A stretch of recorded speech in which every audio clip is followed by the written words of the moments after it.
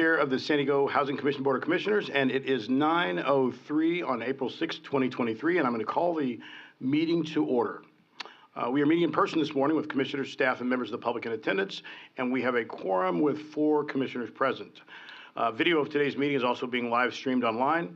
To watch today's meeting, please log on to www.sdhc.org. Members of the public who wish to provide comments to the board will need to complete a speaker slip here in the boardroom and submit it to our Vice President of Communications, Scott Marshall, who's standing right here at the side of the boardroom. In a moment, I will be proposing that the agenda items 100, 101, and 102 be placed on the consent agenda for today's meeting. Members of the public may provide comment about the items on the consent agenda by submitting a speaker's request form for an item before the board considers the consent agenda. To speak in favor of any item on today's agenda, please submit a gold-colored form. To speak in opposition to any agenda item, please submit a pink-colored form. And those who wish to address the board about a topic that is not on the agenda should fill out a white speaker request form. Members of the public will have 3 minutes each to provide their comments about agenda items or non-agenda public comments. However, if a large number of people wish to provide non-agenda public comments or speak on a single agenda item, comments will be limited to 1 minute each. Collective testimony by those who support or oppose an item shall be limited to no more than 15 minutes total per side. When I call your name, please step to the podium, state your name for the record, and begin making your comments. Before we begin with non-agenda public comments, I would want to take a moment to welcome the City of San Diego Chief Operating Officer Eric Dargan, who is attending our board meeting today and preparing for his first wonderful summer because he's escaping the Houston heat. So welcome, Eric. Appreciate it. Mr. Dargan comes to us here in San Diego from Houston, where he served that city for more than 20 years. And after a nationwide search, Mayor Todd Gloria appointed Mr. Dargan to be the city's chief operating officer last July. And the San Diego City Council confirmed that appointment in September. Welcome to the Housing Commission meeting, and we look forward to working with you. Would you like to say anything before we get started? Sir, I'd like to say, first of all, thank you very much for welcoming me here this morning. The weather has not been the best, but the last week has been beautiful. Yeah, exactly, right? Yes. Yeah, yeah. More than anything, I'm excited about the opportunity to partner with the Housing Commission and all the other organizations in the city of San Diego that's going to help us make the city better than this today. Well, we appreciate you being here and appreciate your enthusiasm and your commitment to the city of San Diego, so welcome. We will now proceed with the non-agenda public comments. If there are any speaker slips, Scott has provided me with one, and we will go ahead, and this is on, so not for this item. Okay. All right.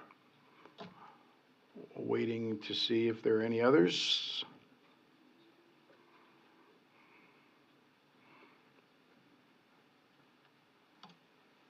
Non-agenda? Yes. Okay. We have received 2 speaker slips for non-agenda public comment. I will go ahead and start with Dave Lagstein. I was on behalf of Crystal Irving. I got stopped by security, so if it's okay if she takes the spot, I would yield the floor. You know, Dave, I can probably make that change. I'm going to erase your name here and write Crystal in. Crystal, you want to get settled first? I can call up. I'll give you a moment, okay? We'll start with Rosalind Cassidy.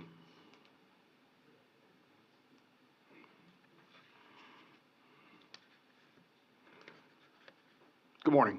Hello, and good morning. Hello, good morning. My name is Rosalind Cassidy. I'm an organizing representative with the Housing Commission employees. I want to talk about Stephanie Kia, a housing specialist who signed an authorization card with SEIU. As everyone knows in this room, San Diego is an incredibly expensive place to live. Stephanie works at the Housing Commission, but resides over 2 hours away and was temporarily approved to work remotely. And now she has been given a letter which says if she doesn't move within 100 miles of the commission, she will be terminated. There are some employees that believe that she got this letter because she signed an authorization card to join SEIU. Regardless, she has requested to be represented by SEIU to resolve this matter. We think that there should be more flexibility in the rule about 100-mile residency for employees working remotely. In this case, we think it's appropriate thing that we would allow her additional time to address her residency issues while she addresses the issue of where to live and how to pay for this all with her family. There needs to be a conversation with management because she is devastated and scared, rightfully so. We hope that she will have the right to have SEIU representation at this meeting. We are sending a copy of the letter from our attorney regarding recognizing members of the union, as well as a letter regarding Stephanie's right to representation. So we ask the commission to grant her the right to representation at this meeting and to work collaboratively with her to address this issue. Thank you. Thank you very much, Ms. Cassidy. We will, I think is Crystal. Crystal, are you prepared now? Okay. Next speaker is Crystal Irving.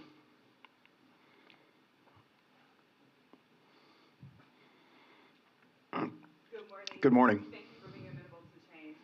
My name is Crystal Irving, and I am president of SEIU Local 221. We had a delegation of Housing Commission employees scheduled to come next Friday, but the date change definitely threw us off a little bit.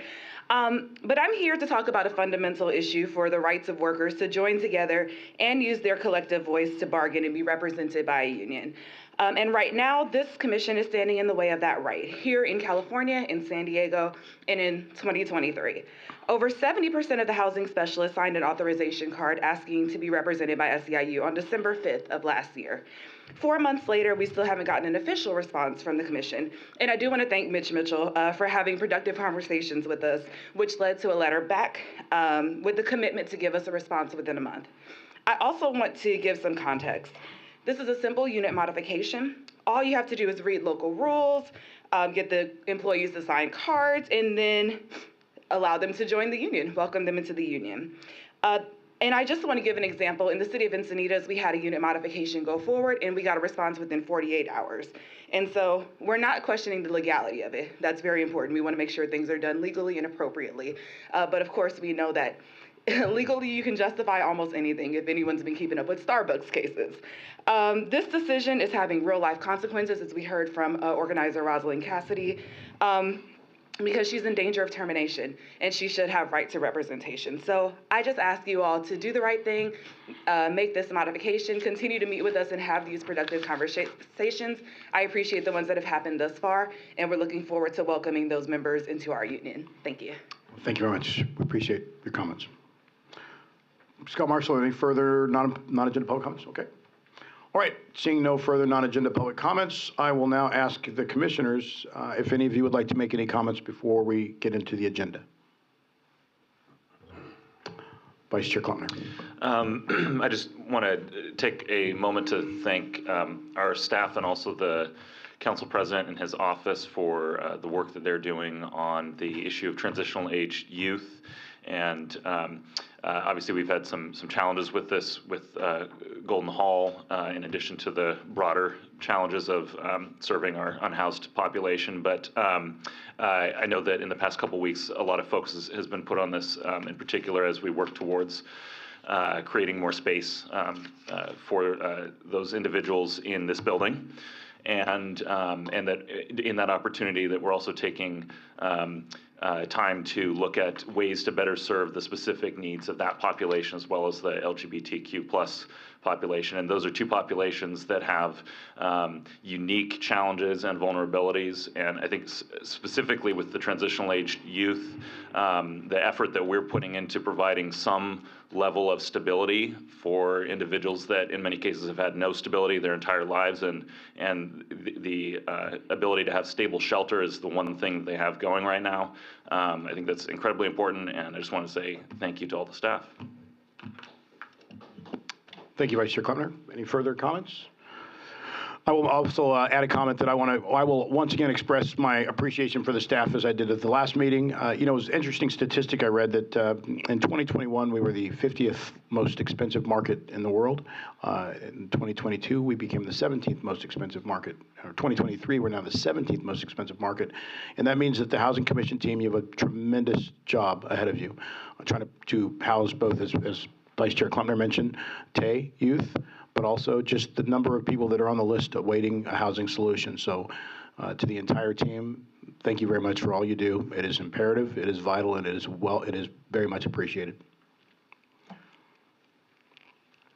And now we will move on. The next item on the agenda is the Interim President and CEO report from Jeff Davis. Jeff, the floor is yours. Thank you. Good morning, Chair. Good morning, Commissioners. A new affordable rental housing development built in collaboration with the Housing Commission is celebrating its grand opening during this board meeting today. Vice President of Multifamily Housing Finance, Jennifer Kruder, is representing the Housing Commission at the grand opening. The development was previously known and approved by this board as the Ulrich Street Apartments. The name has been changed to the Spanish word for dawn. It's Amanecer. This development provides 95 affordable rental apartments for families with low income and veterans experiencing chronic homelessness. The apartments will remain affordable for 55 years for households with incomes up to 60% of the area median income, which is about $78,000 per year for a family of 4. The Housing Commission awarded a $7 million loan to support the development and 10 Veteran Affairs Supportive Housing, or VASH, vouchers to help pay rent for the veterans who experience homelessness. These VASH vouchers are linked directly to this development. When a veteran moves on, the vouchers stay with the development and help another veteran experiencing homelessness. This board approved the loan, more than $28.9 million in tax-exempt multifamily housing revenue bonds, and $6 million in taxable bonds for the financing of this project. The bonds were also approved by the Housing Authority of the City of San Diego. Community Housing Works developed this property in the Linda Vista community. About 2 weeks ago, the Housing Commission received a prestigious Award of Excellence from the National Association of Housing and Redevelopment Officials, or NARO. The award honored our pilot program to build accessory dwelling units at single-family homes that the Housing Commission owns.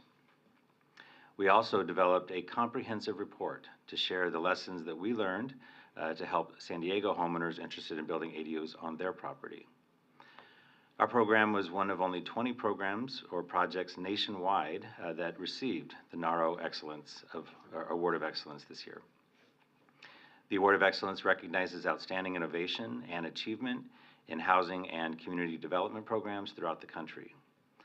NARO acknowledged the Housing Commission for our creativity and dedication, which now will serve as an inspiration to others, and for making a difference in the community.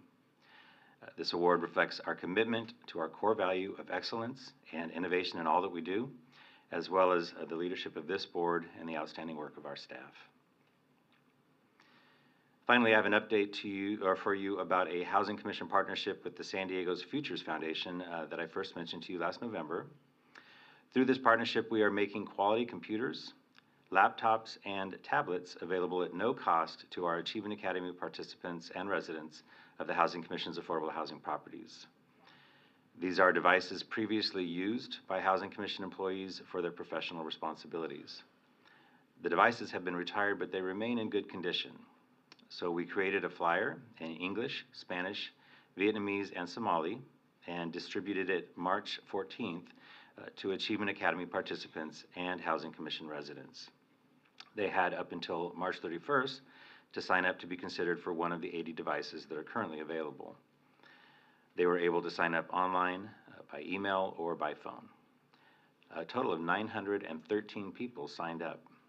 This week, 80 people were selected at random from among those 913 names to receive one of the available devices.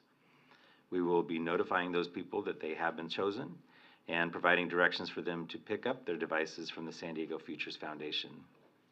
I want to once again recognize our Achievement Academy for leading this effort and our Information Technology Department for developing the idea for this partnership with the Futures Foundation and for securing the devices to make them ready to give away. This is one part of the Housing Commission's digital inclusion efforts to help bridge the digital divide for families with low income. And this concludes my report this morning. Thank you. Thank you very much, Mr. Davis. And I will make a comment that indeed what COVID proved to us is that was something most of us suspected, is that the digital divide is still very much alive and well. There's plenty of work to do, so we appreciate the effort here to aid the Achievement Academy. Next on the agenda is the approval of the minutes from the special meeting of February 9th and the regular meeting of March 17th. If there are any speaker slips, Scott, no speaker slips have been submitted regarding the minutes. Commissioners, do we have any changes to the minutes, or do we have a motion to approve? Motion by Commissioner Benvenuto, Second. second by Vice Chair Klempner. We have a motion and a second to approve the minutes from February 9th and March 17th. All those in favor signify by saying aye. Aye.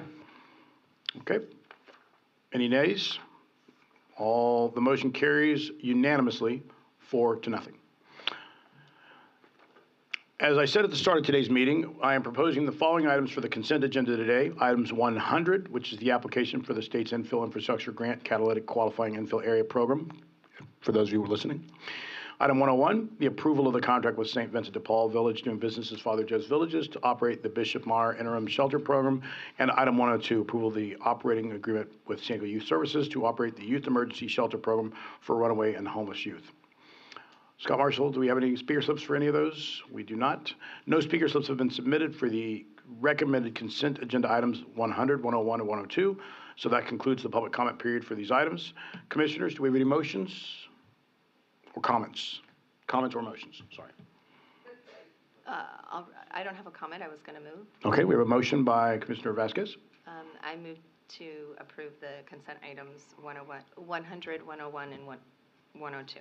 Thank you. We have a second. Second by Vice Chair Klempner.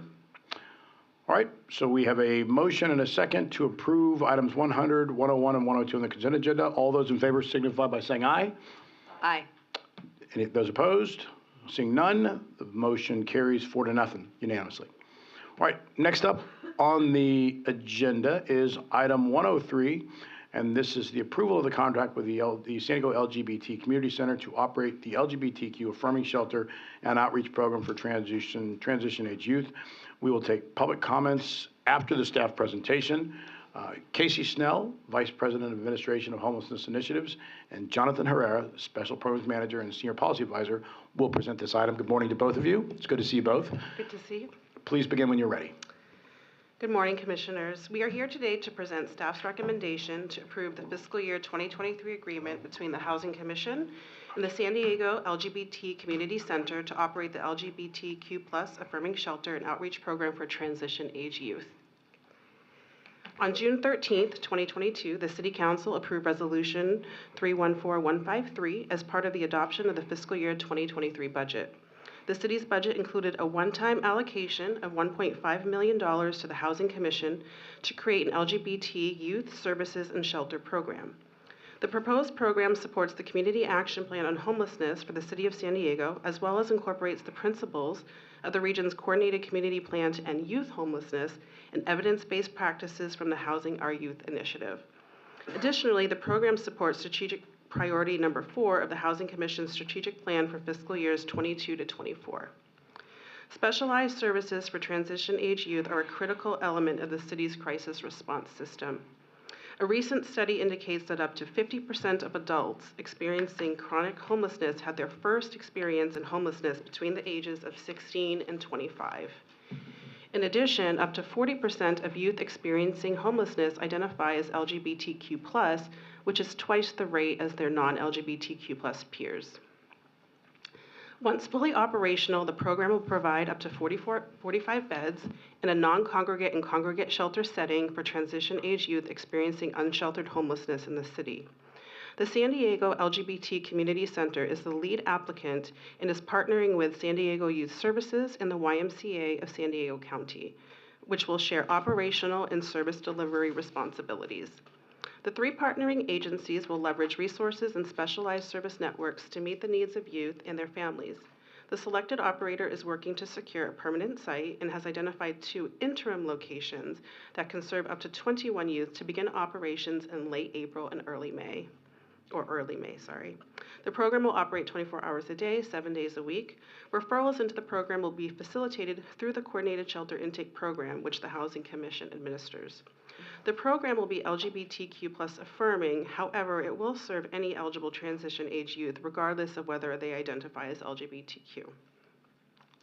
Shelter services will include housing-focused case management, referrals to supportive services, and personalized care coordination. In addition to shelter services, the program operator will provide street outreach services for transition age youth experiencing homelessness in the city. The core elements of the outreach service model include street-based case management, basic needs assistance, shelter referrals, flexible financial assistance, diversion opportunities, and referrals to supportive services and substance abuse treatment and transportation. The provider collaborative includes 3 well-established service providers: the San Diego LGBT Community Center, San Diego Youth Services, and YMCA of San Diego County. The partnership will leverage existing resources and subject matter expertise to provide safe and affirming emergency housing that strives to improve the economic, physical, and emotional well-being of unhoused youth. The San Diego LGBT Community Center has served the San Diego region since 1972, providing clients an array of services that promote health, wellness, advocacy, and community empowerment. The center has focused on serving those most in need with an emphasis on the San Diego LGBT community. The organization maintains a diverse portfolio of homelessness service programs, which include the Housing Commission-funded Sunburst Youth Housing Project, which provides 23 supportive housing units for youth experiencing homelessness, with a specific emphasis on LGBTQ youth and youth living with HIV. The Caribou Permanent Supportive Housing Program, which also receives funding from the Housing Commission to provide 21 units for individuals age 18 and older experiencing homelessness. North Park Senior Apartments, developed by Community Housing Works in collaboration with the Commission, also provides 75 affordable rental units for seniors. They have an overnight emergency shelter for transition-age youth known as the LGBT Safe Stay Program, and they have a host home and a family reunification program as well. In 2021, the center provided more than 80,000 instances of direct services for nearly 15,000 San Diegans. Since 1970, the YMCA Youth and Family Services has worked to address San Diego's most pressing social issues. The organization specializes in providing services for transitional age youth experiencing homelessness, those with experience in the child welfare or justice system, and youth who identify as Black or Indigenous persons of color. YMCA's Youth and Family Services Division operates Our Safe Place, a county-funded mental and behavioral health and behavioral program for LGBTQ+ youth. They also operate multiple transitional housing programs, including Turning Point, a housing program for transition-age youth experiencing homelessness who are pregnant, parenting, or are former foster children. In fiscal year 21 and 22, the organization served 2,618 individuals with a specific emphasis in transition-age youth experiencing homelessness and facilitated 2,676 referrals to an array of supportive services. Since its founding in 1970, San Diego Youth Services has provided specialized services for the region's most vulnerable youth, including foster children, youth experiencing homelessness, victims of abuse and neglect, and youth struggling with mental health and substance abuse issues. Over the organization's 53-year history, it has developed a comprehensive array of services that provide child sex trafficking awareness and recovery, homeless housing and supportive services, workforce development, suicide prevention and intervention, as well as adoption support. All 3 organizations have demonstrated the ability and capacity to provide services to LGBTQ+ youth with cultural humility and competency, as well as expertise in the provision of mental and behavioral health services. Each organization is also a participant in the San Diego Youth Homeless Consortium. The consortium's mission is to prevent and end youth homelessness throughout San Diego County by creating a multidisciplinary, community-wide system in alignment with San Diego's coordinated community plan. The LGBTQ+ Affirming Shelter and Outreach Program will provide a program that operates in alignment with Housing First principles and has low barriers to entry. The program fosters a culturally competent and affirming environment.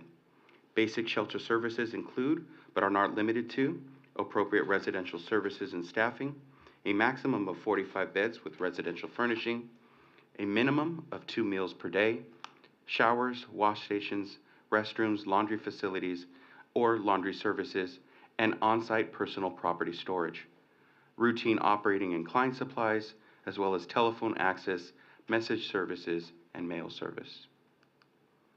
So supportive services include housing-focused case management, which entails the personalized development of a housing plan and support with locating permanent or other longer-term housing options, coordination with and referrals to county, state, and federal programs, as well as other social service organizations that can support individualized needs, assistance with housing applications and housing-related paperwork, self-sufficiency, entrepreneurial, and life skill classes, connections to behavioral, mental, sexual health, and wellness resources, as well as a good neighbor policy focused on engagement with the surrounding community to foster support, as well as a clean, safe, and welcoming environment.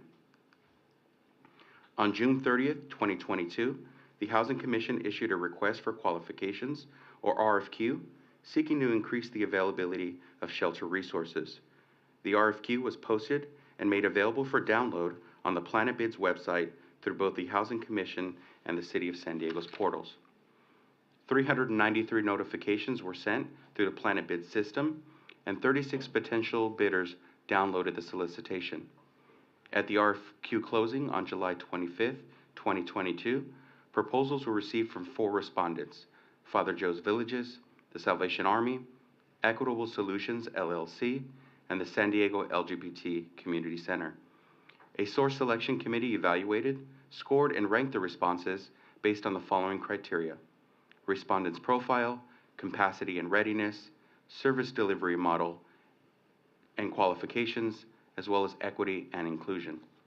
Of the responses that were deemed qualified, this project was prioritized for implementation as the center's proposal, along with its selected partners, demonstrated the strongest capacity to meet the special needs of LGBTQ+ transition age youth.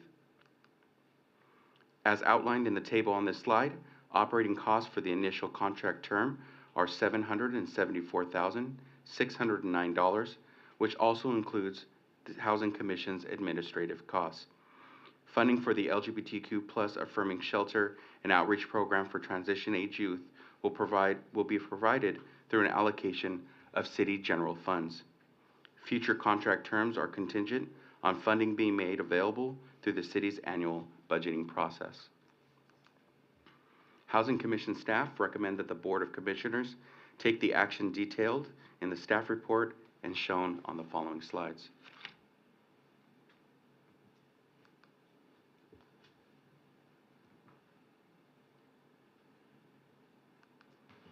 Beth Davenport, Chief Operating Officer with the LGBT Community Center, has submitted a comment in support of today's item, which is included in the board's briefing packet.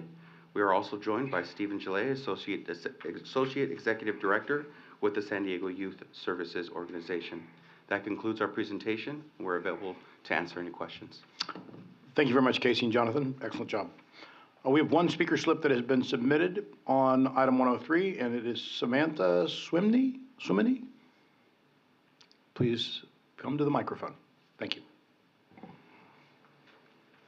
Good morning, Commissioners. My name is Samantha Schwimmer. My pronouns are she, they, and I'm here on behalf of the San Diego LGBT Community Center. I'm here today to share our support for item 103, the operating agreement between the San Diego Housing Commission and the Center to operate LGBTQ affirming shelter and outreach programs for transitional aged youth. As a health and human service provider, we have seen firsthand a tremendous increase in housing needs in the past several years in San Diego. In 2022, youth represented roughly 8% of San Diego's unsheltered population and 35% of the sheltered population. Additionally, LGBTQ young adults are twice as likely to experience homelessness as their non-LGBTQ peers. Considering the severity of the youth housing crisis, which available data underrepresents, it is critical that the city invests in proactive early intervention programs to combat chronic homelessness. Without early intervention and comprehensive and affirming support services, unhoused LGBTQ youth face higher rates of serious mental illness, incarceration, substance abuse, and early death. Given that LGBTQ youth and youth of color, in particular Black youth, are overrepresented in San Diego's homeless system, it is vital for the city to be intentionally investing in programs that focus on offering person-centered support services delivered with cultural humility. We are grateful for the Council's support for the funds in this year's budget for this LGBTQ affirming shelter, and we thank the Commission for their support today. We look forward to collaborating on this project to ensure a more promising future for our LGBTQ youth. Thank you so much. Thank you very much, Samantha Swimmer. Appreciate it. I apologize for the I didn't wear my glasses when I read your name the first time, so I'll put them on. That's fine. We're good. All right, there are no further speaker slips that have been submitted, so we will now go to commissioner questions and comments. Are there any? Commissioner Vasquez. I'm in favor, obviously, of supporting the organization. I did have only one question regarding the statement earlier about Black and Indigenous instead of including Asian and anybody that is a minority. But I take it based off of the comments that it's because the Black community is so overly represented in the homelessness. And I understand that I applaud the staff and the LGBTQ community for identifying people that are disproportionately displaced from housing under the circumstances. So that's the only comment that I have, but I'm definitely in support of passing this motion. Okay. Thank you, Commissioner Vasquez. Any further commissioner comments? Commissioner Benvenuto. I'm going to take this off. I don't have COVID. I tested. I have a child. But I'm pretty sure I sound worse than I feel. Anyway, apologies. I'm trying. Thank you for that presentation. Thank you for the work that has brought us to this point. I had a couple of questions. Like Commissioner Vasquez, I am definitely supportive, but I'd like to understand a few points a little bit better. First off, much to Commissioner Vasquez's point, what does the data tell us about this population that we're trying to serve? We know that there's predominant saturation for our Black and brown kids, but what else do we know about them? Are they coming from specific areas? Would they probably need trauma-informed care? System involved, sure, but are there families around, families intact? How are we shaping the program to reflect what we know? If it's okay, we'd like to invite Stephen, who's an expert in this work, to be able to address that. Lucky Stephen. Stephen is from San Diego Youth Services, excellent. and he will be primary partner on this project. Great. Sorry to put you on the spot. I welcome the opportunity and thank you for your time in addressing this very important need, and I appreciate seeing all the positive sentiments to make this happen. So my name is Steve Gillet, pronouns he, him, his. I am the Associate Executive Director for San Diego Youth Services, and so thank you. Great. So can you talk to us about what we know about this population and how we put that knowledge into a program that's going to appropriately serve them? Yeah, so the data, as they're mentioning, is the best data we have available. We have to do better as a community. Young people who experience homelessness as well as vulnerability and exploitation, they do look differently in terms of where they are, where they're operating, where they're coming from, and then their situations that they're coming out of than our traditional populations of homelessness, if we want to call it traditional. So we do have to use different technology to go out and engage them, find them, and then meet them where they're at. You mentioned trauma-informed care, positive youth development, and any other means of getting young people engaged with the services that they need for help. So the data is not as good as we'd hope. We know anecdotally through our service partners that the data coming out isn't the full picture. What they presented today, I think, is the best we have at this point. But yes, it is disproportionately young people of color, Black and brown. Yes, there are oftentimes, that's understating, many young people have multiple backgrounds of ethnicity or racial backgrounds mixed together, and we're still trying to codify that. And in a community as diverse as San Diego, that doesn't do and honor the young people where they're from and who they are. So we know that data has some shortcoming. We hope with programs such as this, we are gonna be putting more resources to engage young people in different ways and get better data. This is going to allow us to do that by engaging the young people where they're at in means that we know already help them differently than the traditional services have. Thank you. And a follow-up that I'm going to direct towards you, just since you volunteered to stand up there. Do we leverage any, and I'm sensitive to, there's all kinds of confidentiality rules, I get that. Is there leveraging of any sort of technological outreach to this population? I feel like I sound like a boomer. I'm not saying like use TikTok, but do we create networks too for the folks that you're serving to communicate with one another as a cohort? Once upon a time, I worked in child welfare, and the communities that the kids we served formed were critical to their development when they had left I love where you're going. You're going to get me super excited.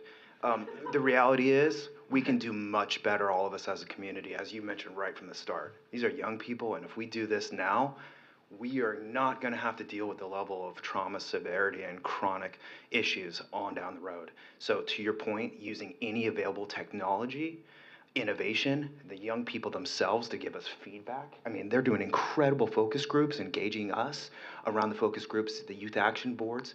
Let's use innovation. Let's use creativity. Let's use technology. If we had the answers, we wouldn't be here today. So let's bring everything to the table, relook at it, re-engineer it, and let's actually end homelessness for young people in San Diego. So to your point, yeah, everything's on the table, I think, because again, if we knew the answer, we would have already done it. Thank you very much. I appreciate that. Lisa? I wanted to share one thing. The council president recently reached out and asked to hold a resident meeting at the Tay Shelter at Golden Hall. It was incredibly impactful. It wasn't, frankly, all good news. We heard things that needed to be improved and enhanced, so it was a really great opportunity that he created. A number of youth at the shelter showed a lot of interest in participating in a focus and input group to help the providers and the commission build out what this project can look like, both from the service delivery model and from like what it could look like downstairs at the Achievement Academy. So they've sort of volunteered their time. The council president is also looking at how he can create some internship opportunities, but that's how we're gonna learn, to Stephen's point. We're gonna learn from them. They need to tell us, really, because not to sound like a boomer generation myself, but we don't know the best ways necessarily to communicate and engage. They do.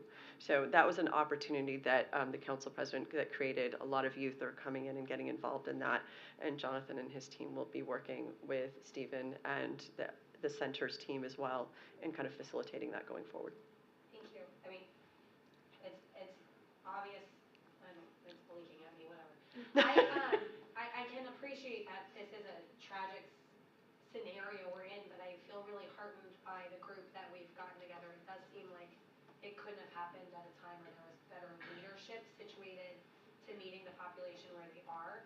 And now I understand what you were talking about in your earlier comments. It does strike me, though, that with the city's Office of Youth and Child Success, if I get that right, there probably is a lot of synergy around creating leadership opportunities for the folks that we're talking to in these focus groups. I look forward to seeing what information we get back from the focus groups. Lisa, my next question is for you probably, so if you just want to hang tight. Okay. Thank you very much. Thank you for your excitement. I saw that the Community Action Plan on Homelessness was cited. We always cite that. It's good to go back to the documentation that gives us our path forward. The Community Action Plan was cited. The next bullet point was the Housing Commission Strategic Plan for 22-24. The Community Action Plan was 2018? 2019, October 2019. Okay. I don't want to spend our time and our resources recreating more paperwork. That's not the answer. But COVID flipped our resources, our workforce, and the challenges that we are dealing with on its head. The city got new leadership. The commission is undergoing a leadership shift. Has there been any discussion around revisiting that document and refreshing it to give everybody more relevant guidelines? Okay, I'm going to start my answer with, I didn't pay Stephanie to ask this question, because the answer is yes. In fact, with guidance from the Leadership Council late last year, the Housing Commission entered into a new contract with Corporation for Supportive Housing, the consultant that did the original plan, knowing our regional leaders understanding that a lot has changed, right? And really giving us the opportunity through the contract that the commission executed. The implementation team has been working with those consultants over the past several months, and they are finalizing their first round of sort of data results, what things look like today, what our needs are over the next 7 years. This was a 10-year plan. We're about 3 years, a little over 3 years in. What are the next 7 years? And basically recalculating what we think our resource needs need to be. and where we need to focus our resources. So in the next several months, that sort of data will be being finalized. We'll bring it back to the Leadership Council and then back to this board and to the City Council as well, working very closely with the city team on this, also really pulling in a deeper equity lens than occurred the first time around. So really thinking about the recommendations of the ad hoc committee to address homelessness amongst Black San Diegans, thinking about youth in a different way, and really looking at what we're seeing is some real interesting numbers around prevention.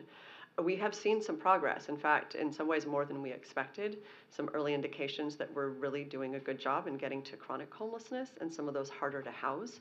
And so this is an opportunity potentially for the region to really think of how those resources continue to shift and develop. We're really excited about it. That's fantastic. I'm so glad. Maybe that's. Yeah, there we go. Okay. I am so glad to hear that. And I think, too, to what I was saying earlier about the right people in the moment to address all this, I would be remiss not to add that somebody who is part of the original Community Housing Action Plan is now overseeing all of the homelessness services for the city, Sarah Adjournment, and I think that's going to be, the synergy is really exciting. The mission is so big, so I don't want to, it's not like you guys are going to solve it tomorrow. And I know that, but I really, really feel like we are on the right track, and I'm so excited. Thank you for getting moving on that. I probably should have known that was happening, but I'm really excited to see what comes out of it. I'm really excited, too, to hear what we learn from the population we're going to serve. Getting this transitional age youth population in this moment where their lives are dynamic and still so full of so many paths for them. It's really heartening that we're going to try to intercede as quickly as we are. And what Ms. Schwimmer said about investing proactively, I mean, we've got to do it right, but we definitely need to make that investment. So thank you for being here and saying that. And then I had one final question. Or wait, no. On that point, I'm going to make one more point. I hope that there is some lessons learned, best practices, a formalized report that tells us what we got from this for future RFPs and future program development. And to that same point on RFPs and program development, I saw we had 4 submissions. Am I right in assuming that it's not a lot, but it's, by our standards, that's like a boatload of submissions. Is that because it's a more manageable scope, 45 beds? That's a reasonable number. And we've usually had a hard time getting more than 1 or 2 responses. I wouldn't say that that's necessarily why we got 4 for that particular RFQ, but the bigger the projects get, the smaller the pool of agencies that feel they have the capacity and bandwidth to do it, which is why HSSD has spent a lot of time, the city, looking outside of the city up to other areas within the state and the country, and why we have really been pushing for the same. Okay, thank you, and I'll turn it back to the chair now. Thank you, Lisa, and thank you, Casey. Thank you. I had one question about during the presentation, and this is a question that it is about the structure and system overall, and Lisa, I've talked about this. The system we use for intake, and you talked about this is going to be a 24-hour operation, but the intake component has continued to be discussed amongst the providers because intake is with an asterisk. You know, if it's after 8, intake doesn't start. Talk a little bit about what you mentioned that in the presentation, that it's operating for 24 hours. So there's a youth that it's a Sunday at 8:30 p.m. What happens? I will let Jonathan take this since he oversees that. So, irregardless of the hours of operation of the coordinated shelter intake program, the operator will always maintain the ability and flexibility to intake a new client. A critical component of this program also entails an outreach function in which they'll be able to work in tandem with shelter operations to identify immediate shelter options for that individual, whether it be at that shelter, Golden Hall for the remaining period of time that's operational, or any of the hotel motel voucher programs that are existing in the community. So we work with a rather large contingent of approved preferring partners. We're up to 15 at this point in time. So we don't envision a point in time, even outside of the intake hours, where access will be impacted. Okay. And I asked that question because, and Lisa and I've had this conversation, I've had provider executive directors tell me that, you know, pouring rain, 8:30, 9 o'clock at night, youth, homeless youth on the street, and the coordinated intake system, the structure, the way it's set up, doesn't allow for them to actually be,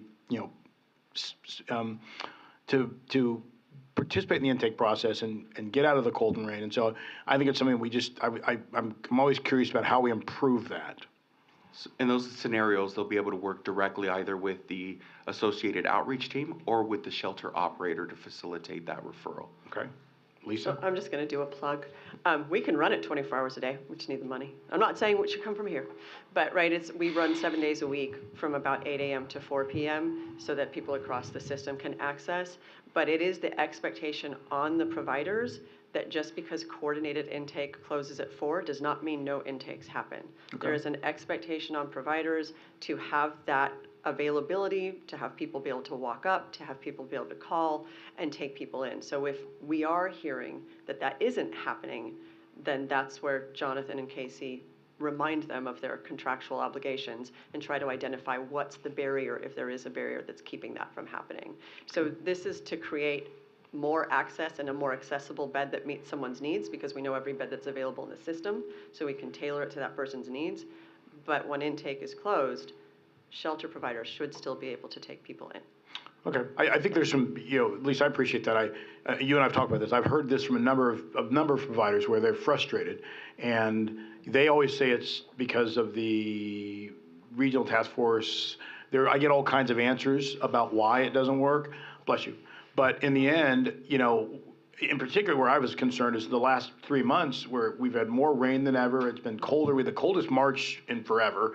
And I was worried about, okay, what's the clarification that we need on the intake process? Because that is a concern. I'd say one of the largest barriers to access at this point in time is occupancy rates. Especially over the last 3 to 4 months, have ranged between 95 and 97%, which is operationally capacity. And the beds that are available on any given day are really those that may have been vacated the prior. We do receive upwards of 80 to 100 referrals on any given day, and average between 15 and 20 beds available. So it makes it very difficult to accommodate every request that we get. Yeah, that's a great point, Jonathan. I think that, in thinking outside the box, I hope that we can come up with a solution, Lisa. We've had these conversations in the city for a long time about empty motels. If we can earmark one for Tay, that would be wonderful.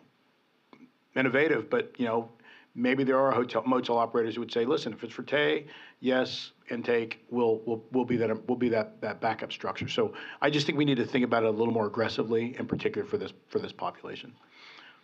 Thank you.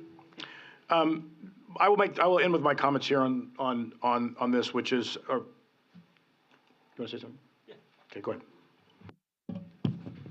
We'll hear the chair's comments in a moment, I guess. Thank you, Lisa and Stephanie, for adding some clarity to my spontaneous comment at the beginning of the meeting, which I realized as you were talking, it was probably not super clear. Clearly, there's a lot of enthusiasm and support for this program, and I appreciate the clarity on the intake and all these other issues that we're getting to.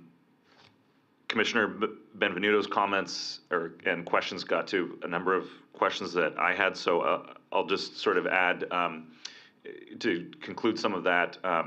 I really appreciate the focus on accumulating better data, and realize, especially when we're dealing with these issues with unhoused populations, how challenging it is to get good, reliable data, and the constraints around how we gather that, how we reach people, how we find people. The challenges with self-reported data.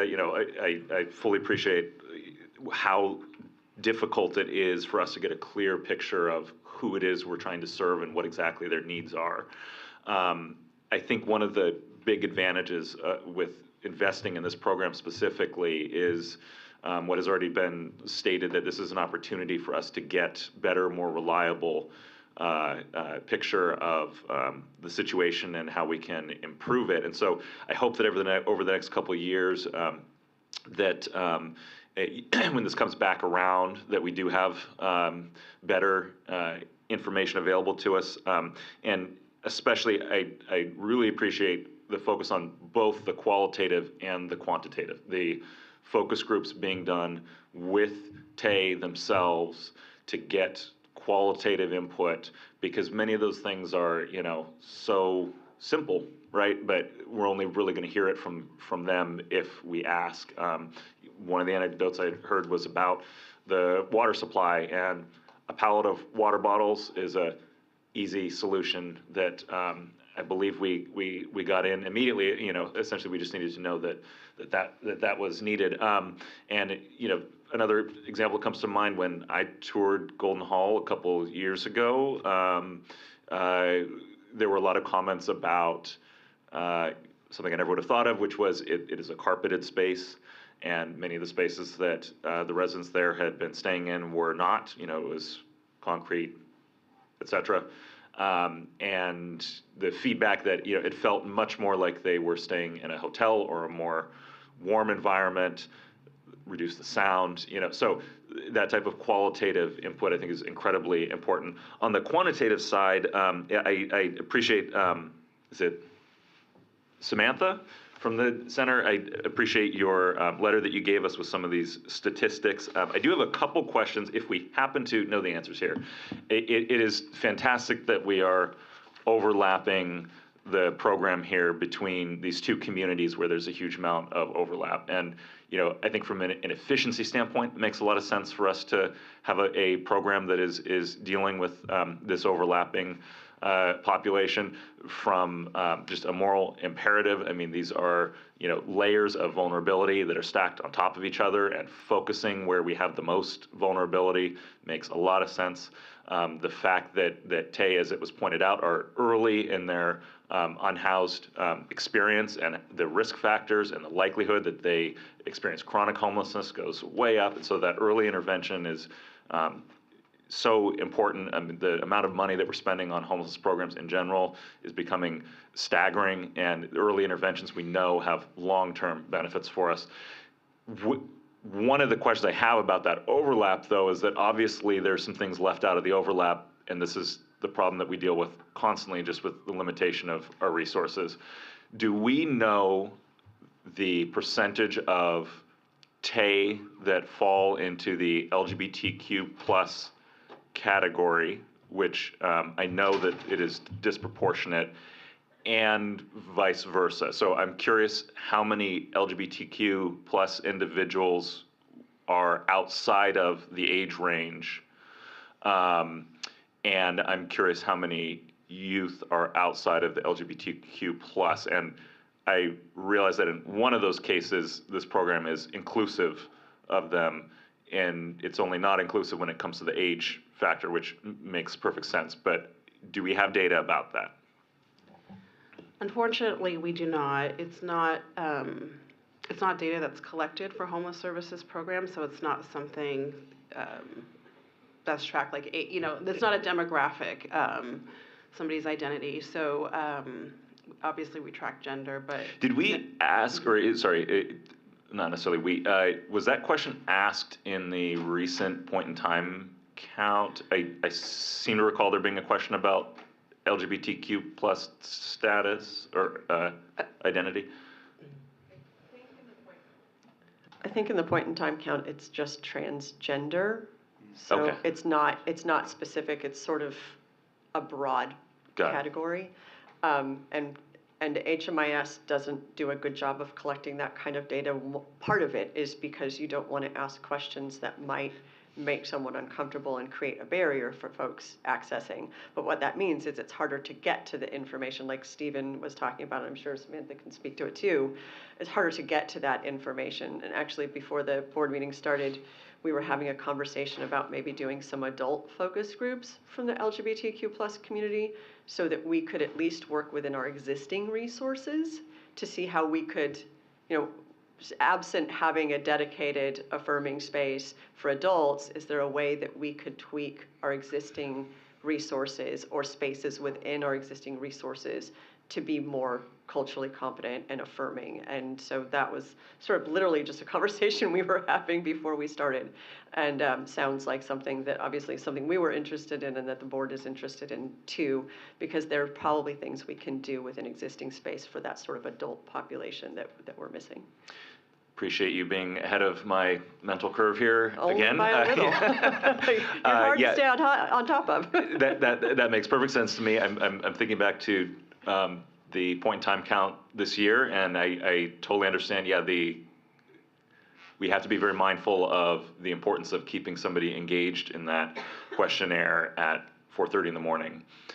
You know, when they're sleeping on the sidewalk, and how many questions and the types of questions and all that. So I understand that. I think that would be really valuable in terms of long-term program design for us to kind of have a sense of what percentage of the LGBTQ plus community we are serving with this versus other ways. And I especially like what you're saying about, for the adult population, are there ways that we can just start? I mean, it seems like the lowest cost way to start doing that is to incorporate some of those recommendations into our existing shelters so that they have safe and affirming space in our shelter system. So I think that was all I probably have like 50 more questions, but we have other things on the agenda.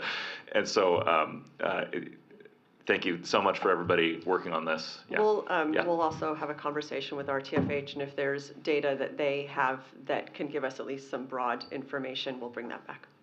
Thank you. All right.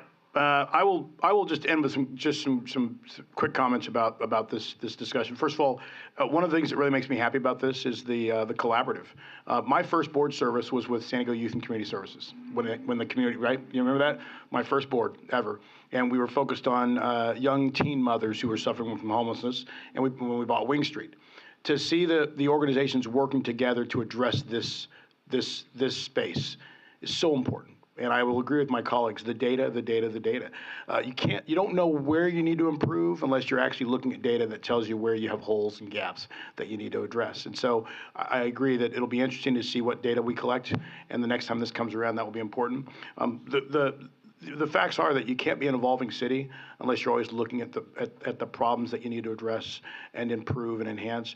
And around the homelessness discussion, one of the things I've continued to tell my colleagues is that you can't group it all as just one big population, right? There are seniors, TAY. Then you start to get into the segmentation aspects of what groups need as far as support. And I do agree this is a great step forward to address the issues that people that the homeless are dealing with that are part of the LGBTQ community. And I commend the center, and I commend the organizations that are working with the center and that are addressing this, because long overdue. I sit on a board in Los Angeles, and when we talk about gender affirming care, I'm always amazed at where we're learning something every time we talk about it. Now, there's also the negative, the people who don't want us to talk about it. And, so I appreciate the fact that we're diving into this and we're addressing it. And we have to continue to build out the infrastructure. I have a feeling that 45 beds is a great start, but I have a feeling that we need a larger segment, we need a larger group of support, and then structure has to be enhanced. And so I hope that we'll continue to do that. And last but not least, the statement I'll make is that the listening and learning aspect is so critical. So I commend the council president for the town hall that he had at Golden Hall. I commend the mayor and the council for taking this step and supporting it, and I commend you for the work you're doing. So, without any further questions, not seeing any, I will ask if there's a motion and a second.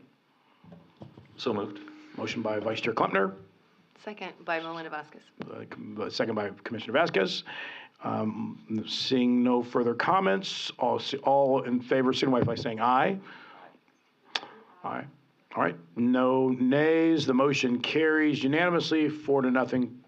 Thank you very much, Casey and Jonathan. Appreciate it. All right, next up on the agenda is item 104, and this is the Preliminary Bond Authorization and Tax Equity and Fiscal Responsibility Act, or otherwise known as TEFRA, the hearing for Quattro at City Heights. The TEFRA hearing is now open, and we will take public comments after the staff presentation. Senior Vice President of Housing, Finance, and Property Management, Colin Miller, grabbing some water because he knows that there's a lot to talk about here. So, Colin, the floor is yours. Please begin presenting. Thank you, Commissioner. Once you need to get set up, 1 second. That's fine. So used to just clicking open my talking points on my computer and seeing Right. you guys on screen. Right, exactly. It has been a while since this whole in-person thing, right? It has. So, good morning, Chair Mitchell and Commissioners. The item before you today is a request to take the initial steps to issue tax-exempt multifamily housing revenue bonds and hold a TEFRA hearing to facilitate the new construction of Quattro at City Heights. Quattro at City Heights is a proposed construction of a 117-unit scattered site project, which is made up of 115 affordable units and 1 unrestricted manager unit.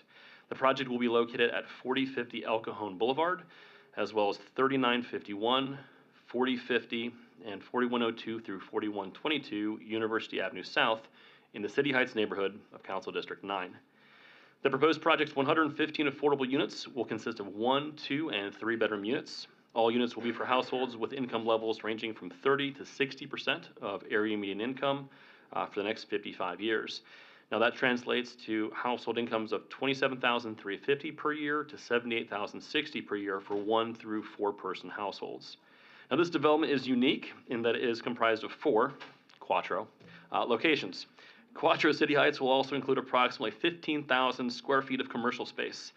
City Heights Community Development Corporation will be relocating its offices to approximately 2,500 square feet of commercial space at the 4050 University Avenue site.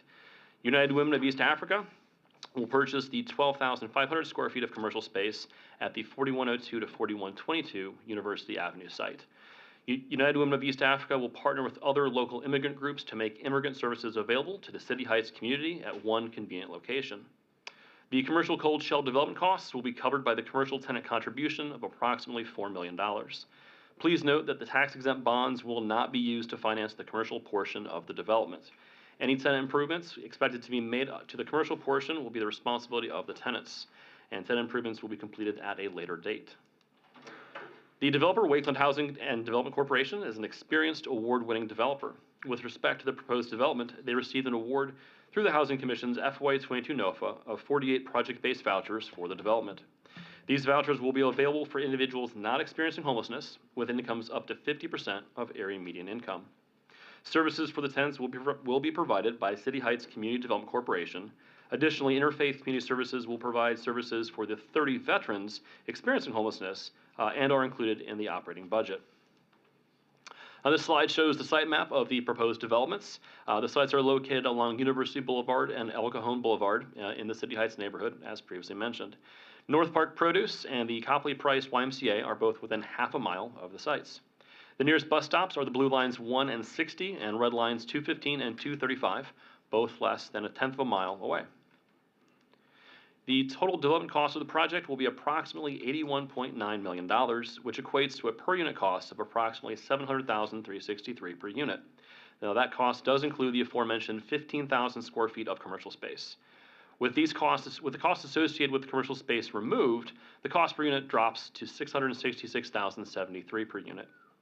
Notable sources of funding include a permanent loan, a deferred developer fee, and tax credits, as well as loans from the City of San Diego and state HCD programs, including the MHP, VAHP, and IIG programs, as well as funding from the Federal Home Loan Bank's Affordable Housing Program. I would like to point out no commission loan funds are proposed for this development. Units will be restricted at 30 to 60% of area median income for the next 55 years. And rents will range from $683 to $2,030 per month. As shown in this slide, the developer is proposing a spread of AMI levels across all unit types. Should this be approved today, the developer will apply to SIDLAC for a bond allocation by May 2023. Should the developer receive an award of bonds at the August 23rd meeting, we anticipate bringing this item back for final bond-related approvals in October of 2023. At this time, in addition to Housing Commission board approval, the project will also be brought forward to the Housing Authority for approval in November. The developer expects to close construction financing and begin construction in January of 2024 and complete construction by August of 2025. The developers provided the following renderings of the proposed buildings. So the one site on El Cajon, one of the sites on University, and then the other 2 on University. There we go. You are considering approvals to take the preliminary steps to issue up to $50 million in tax-exempt multifamily housing revenue bonds and up to $20 million in taxable bonds. Approval of the Bond Issuance and Tax Equity and Fiscal Responsibility Act, or TEFRA hearing, That resolution does not commit the Housing Authority to issue bonds. The bonds would not constitute a debt of the city, and if the bonds are ultimately issued for the project, the bonds will not financially obligate the city, the Housing Authority, or the Housing Commission, because security for the repayment of the bonds will be limited to specific private revenue sources of the project. Staff recommends the board take the actions detailed on the staff report and shown on the following slides.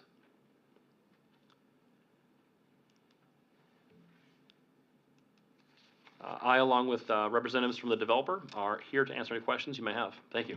Thank you very much, Colin. All right, commissioners, I will, before we get, first of all, no speaker slips have been submitted for item 104, so this concludes the public comment period for this item. Commissioners, are there any questions or comments about this project? Commissioner Vasquez. Yes, can you, in the map that I saw for the 4 locations, could you identify where the nearest grocery stores are? I want to make sure this isn't located in a desert, so a food desert. Yeah, area. so I have a laser on here. Oh, I do. Can you see it? No, maybe not. All right. Anyway, so if you look along El Cajon Boulevard, you see a soda bar. That's not the grocery store. One over is North Park Produce. Okay, North Park. There you go.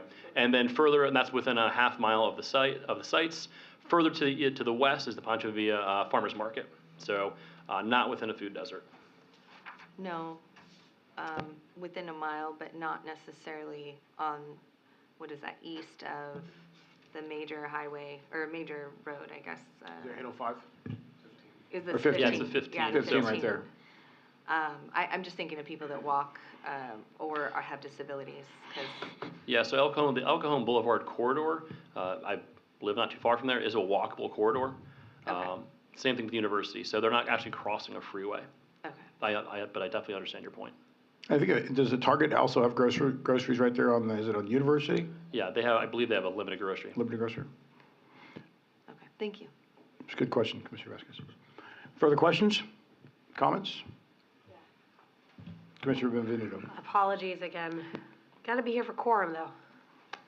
We appreciate it, Commissioner Benvenuto. Thank you very much. These are important things. We have an extra meeting after this meeting, too. It's going to last a couple hours. All right. Colin, thank you for the presentation. There's no Housing Commission money in this, right? This is just the TEFRA? That's correct. This is a bond. Okay. The Commission's only providing bonds. Okay, thank you. That was a dumb question. Apologies. What's the parking on this?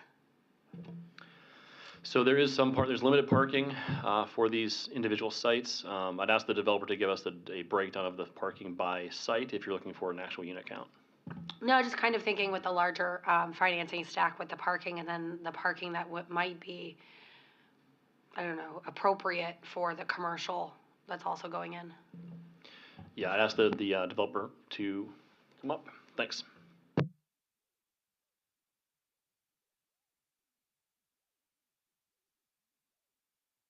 Thank you. Good morning, Commissioners. I'm Julie Hattler. I'm Director of Development for Wakeland Housing and the Project Manager for Quattro. All 4 of the Quattro sites are located adjacent to major transit stops, and so we are really trying to promote using public transit. There are only 7 proposed parking spaces at the location 3 on University, and then there also is some street parking on 41st between locations 2 and 4. Thank you. And which site, which number has the commercial on site? Or is it all of them that have the commercial? No, there will be 2 sites that have commercial. Site 3 will have about 2,500 square feet. That's where City Heights Community is going to be locating their offices, and then the remaining is at Site 4. Thank you. That does it. I mean, I'm sensitive to the fact that, or I understand that the city passed parking reductions for affordable developments, and the location makes a lot of sense, and obviously we have a lot of other goals that go along with that. I was just curious from the financing perspective of that. And then the AHP, the MHP, and then the infill grant that were listed, are those already secured? All of them are secured except for the AHP. Okay. And for MHP and infill, then the deadline to use those, or is there a deadline? Yeah, I believe there's a 2-year deadline. Okay. Oh, Yeah. so, and those were recently secured? We just secured them, Great. yes. So we've got time in case, okay. That does it for me. Thank you very much. Vice Chair Klopner. Thank you. This is a really interesting project. I like the creativity here with the 4 sites in front of us all at once. I don't think, Colin, have we seen something like this before? Yeah, the only time we've had a scattered site deal came up, I want to say pre-pandemic. It was the Grant Heights project. It had 2 scattered, it was 2 different sites. So we've seen this, but never with 4. Right. Very interesting. I also appreciate Commissioner Vasquez's question about the groceries. I remember the food desert issue, especially in this area, being a concern that the city's been trying to grapple with for 20 years or so with various programs to try to bring larger grocers in. It is very interesting. I'm glad you pointed it out to see the options that have popped up in recent years, and it seems like those have gone a smaller scale direction. Yeah, and what I would add is that in order for developers to be competitive with their applications to these multiple just a myriad of funding sources, and by the way, that's a really impressive capital stack, nice job. So in order to be competitive, they need to be near the services, not just transit, not just a hospital, but these other applications, as well as the Housing Commission's NOFA, look at services as well. So we're funding things that are within close proximity to grocery stores, hospitals, services that everyone needs. Schools as well. That is really helpful to know. So when we improve the grocery options in a neighborhood, for example, we are also improving the competitiveness of our affordable housing applications somewhat? Somewhat, yes. Careful with where you're going. I'll stop there. I mean, the one thing in this that I'm glad you covered the cost per unit. I think we do have to sort of pause and dwell on that. And great job on, as you just mentioned, the capital stack here. So I mean, for anybody watching this who hasn't been through this as many times as those of us on the board here, I mean, this is not really a relevant point for our purpose. The cost per you have it financed, and that's what matters. But I do think for the larger issue of housing and affordable housing, the cost per unit is something for us to, keep an eye on and keep in mind. And this is probably one of the clearer examples of what exactly is happening with that. Which, can you remind me how this compares to, say, 3 years ago? Sure, happy to do that. Pre-pandemic, we were seeing projects that were new construction being built anywhere from $300,000 to $400,000. Occasionally, we'd see deals hit the $500,000 mark. During the pandemic, a number of things happened. Not only were construction resources, they've always been expensive, but the premium for resources went up. We've seen a lack of labor, folks exiting the job market, and a lot of them have not returned, even with the pandemic in its kind of final phases. So with this project in particular, we've talked to our developers to find out what else can be done. And obviously, construction costs have increased significantly, and there's a risk to the developer. When they're going out for funding, they need to build in some sort of cushion so as costs continue to go up. There's a hurricane somewhere, there's fires in Northern California. All of a sudden, lumber's more expensive, steel's more expensive. So definitely the construction cost, you've heard me talk about that before. But what we're seeing as well, with interest rates rising substantially, again, 3 or 4 years ago, rates were at historic lows of 3% or less. Now we're seeing construction loans at 6 to 7%, perm loans at 7 to 8%, and it really depends. And luckily, we work with very well-capitalized developers and very experienced developers who are getting better interest rates than maybe a less experienced developer would. But still, those interest rates are adding to the cost of the developments. The other thing that I'd bring up, I mentioned, fires in Northern California. Insurance costs for projects are going up. We're seeing that even in the Housing Commission's own portfolio, but on these new developments, insurance companies are charging higher premiums. So there are a number of factors that are unfortunately out of our control. We can't change construction costs or insurance costs, but those are definitely driving a lot of the costs that we're seeing as they go from $300,000 or $400,000 per unit a couple years ago to $666 on this specific development. Thank you for that background. And yeah, I think we're all painfully aware that we have thank you so much. Staff is saving me here because my phone's about to die because I didn't charge it properly last night. Yeah, I mean, we're all painfully aware of our lack of control over material costs, labor costs, insurance costs, and the couple areas that are within local government control, the time it takes for the approvals and the permitting, and the fees associated with the permitting. So, thank you so much, Linda. Those were great. Those were wonderful. Yeah, and so You want a sandwich? What I would like more than a sandwich would be if there was this is a terrible segue here, if there was a fee structure that we had that reflected our prioritization of affordable housing. And I know that DSD, for example, has a affordable projects are at the front of the line and are getting permitted within 30 days, which is a huge step. But I keep coming back to the fees for these units are being assessed exactly the same as if they were market rate, which seems like a gap in our policy priorities.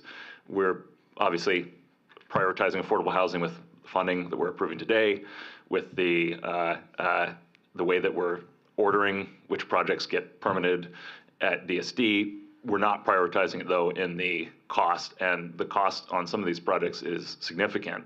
And the fact that they're paying the same fees as a market rate is a bit of a head scratcher, and seems like this is going to become a more important issue as these other costs go up. So this is a wonderful project.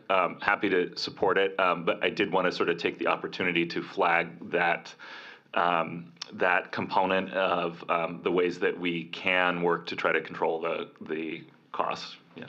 And if I could just speak to one thing. So a year or two ago, we looked at this as what could the Housing Commission do to speed things up? And so with the support of the board and the Housing Authority, we were able to get some authorizations that allow us to do what we're doing today. We are getting we're holding the TEFRA hearing, and we're getting the preliminary bond authorization at this hearing. So we changed our bond policy. So instead of having 4 separate meetings we would have to go to, we're down to 3. So that does help the developers. It helps us. So we have taken steps in the past years, and we actually did that during the pandemic. So we have done things as the Housing Commission to speed our process up. So just want to point that out. All right, Colin, obviously, I'm going to just say a couple of things that the Vice Chair and I both share this concern. We ran into the price per door issue in the future urbanizing area off the 56. We asked the city to take a look at it. I do think that the Vice Chair and I have said for a long time that we have to work with the city to try and address the issues to get the price per door issue can't continue to go up. When you go from 300 to 400 up to 6+, that's a barrier, and we will never build our way out of this crisis we're in today if that price continues to escalate. So I will give Emily Jacobs some credit. I know she's meeting with the affordable housing developers, but the meetings are great, but the solutions that come out of it are really, really important. And I know that working with the city to look at this is going to be vital. Ms. Jacobs. Thank you very much. I did want to note we are in the scope of work phase to study this very issue. We share it. I think similar to the community action plan on the homeless, our world has changed as well, and there are things that we can do. Some are very known and in the regulatory space, and some may be new ahas. So that is underway and wanted to share that. Appreciate that. I would suggest, Colin, also, and Emily, that we, even though we can't control the insurance cost, I do think that there's something happening here in the city of San Diego where we are seeing the burden increase based on the issues in Northern California that we need to probably denote that to the legislature. I know Molly is probably out there somewhere, because I think it's great for us to talk about it here, but noting it to the legislature, to our delegation, that this is a growing concern impacting organizations like Wakeland and Affirmed is important to do. The last thing I'll say is that I appreciated the comments, the questions and the comments by Commissioner Vasquez and Commissioner Benvenuto around food deserts, resources, and parking. And I think you guys have heard me say this before. I think there's probably a time coming up where we need to sit with Sandag and with the city, DSD team, and we need to think about the areas where you're going to see more projects of this nature. I'm always in this area, in North Park, and I love that it's vibrant. And on any given afternoon, finding parking is really hard. But I think when we talk about how we coordinate the effort of what we're going to be viewing for approval, it would make some sense to sit down and think about areas that are really, really good to look at, to offer to the affordable housing community that will meet all the needs of food resources, transportation, et al. And I don't know that that's ever happened, but it's probably time that we start to really highlight these areas that meet all those needs. And I agree with the focus on, getting people to use transit more, but we need to plan better around that. And then we can also, at the same time, when we're sitting there with DSD, talk about how we may be able to remove certain costs that are barriers or that create problems on the per unit cost. So those are my comments to Wakeland, the Wakeland team. Good job. I love this project. I would also recommend that the food banks may be able to help. They've been looking for places to set up pantries that are full-time, 7 days a week, full every day. And so this may be a project where that might work, where you have your own grocer in one of the buildings. And so I know that the San Diego Food Bank's been looking at that. All right. Any further comments, questions? All right. Seeing none, I will entertain a motion in a second. I move to approve project itemized in 04, the Preliminary Bond Authorization and Tax Equity and Fiscal Responsibility Act. All right. Motion by Commissioner Vasquez. Is there a second? Second. Second by Vice Chair Klumpner. All right. Seeing no further comments, all those in favor signify by saying aye. Aye. Those opposed? All right. The motion carries unanimously 4-0. The next item up on the agenda is item 105. Thank you very much, Colin. The loan recommendation, loan modification, preliminary bond authorization, and TEFRA for the Hacienda Townhomes, which you'll be continuing. The TEFRA hearing for this item is now open. We will take public comments after the staff presentation, and Colin, the floor is yours. Thank you. Thank you, Chair Mitchell. I think we're loading the presentation. Okay. There we go. The item before you today is a request to approve a loan recommendation, preliminary bond authorization, and restructuring of an existing Housing Commission loan, as well as hold a TEFRA hearing for the Hacienda Townhomes. Please note that in staff recommendation number 2 in the staff report, there is a reference to an amount of $2,901,680. This should read $2,962,000. This amount is correct throughout the entire report with this one exception. My apologies for the typographical error. The Hacienda Townhomes is an existing affordable housing development located at 370 17th Street in downtown San Diego in Council District 3 that is comprised of 1 one-bedroom unit, 26 two-bedroom units, 24 three-bedroom units, and 1 two-bedroom manager's unit. The units are affordable for individuals, will be affordable for individuals and families at 30 to 60% of San Diego's area median income. The residents of Hacienda Townhomes benefit from the Park and Mark trolley stop located just 0.3 miles north of the building and a bus stop at 16th and Market Street, 0.2 miles from the site. The owner and developer, San Diego Community Housing Corporation, SDHC, is an experienced community-based nonprofit developer that is in full compliance on its previous Housing Commission funded loans. The developer applied for and was awarded a forgivable loan and 19 federal rental housing choice vouchers through the Housing Commission's fiscal year 21 Preservation Notice of Funding Availability and Affordable Housing NOFA, respectively. The Housing Commission awarded 19 project-based housing vouchers for households with incomes up to 30% of area median income. We are proposing a new Housing Commission forgivable loan of $2.2 million that will be funded by Moving to Work.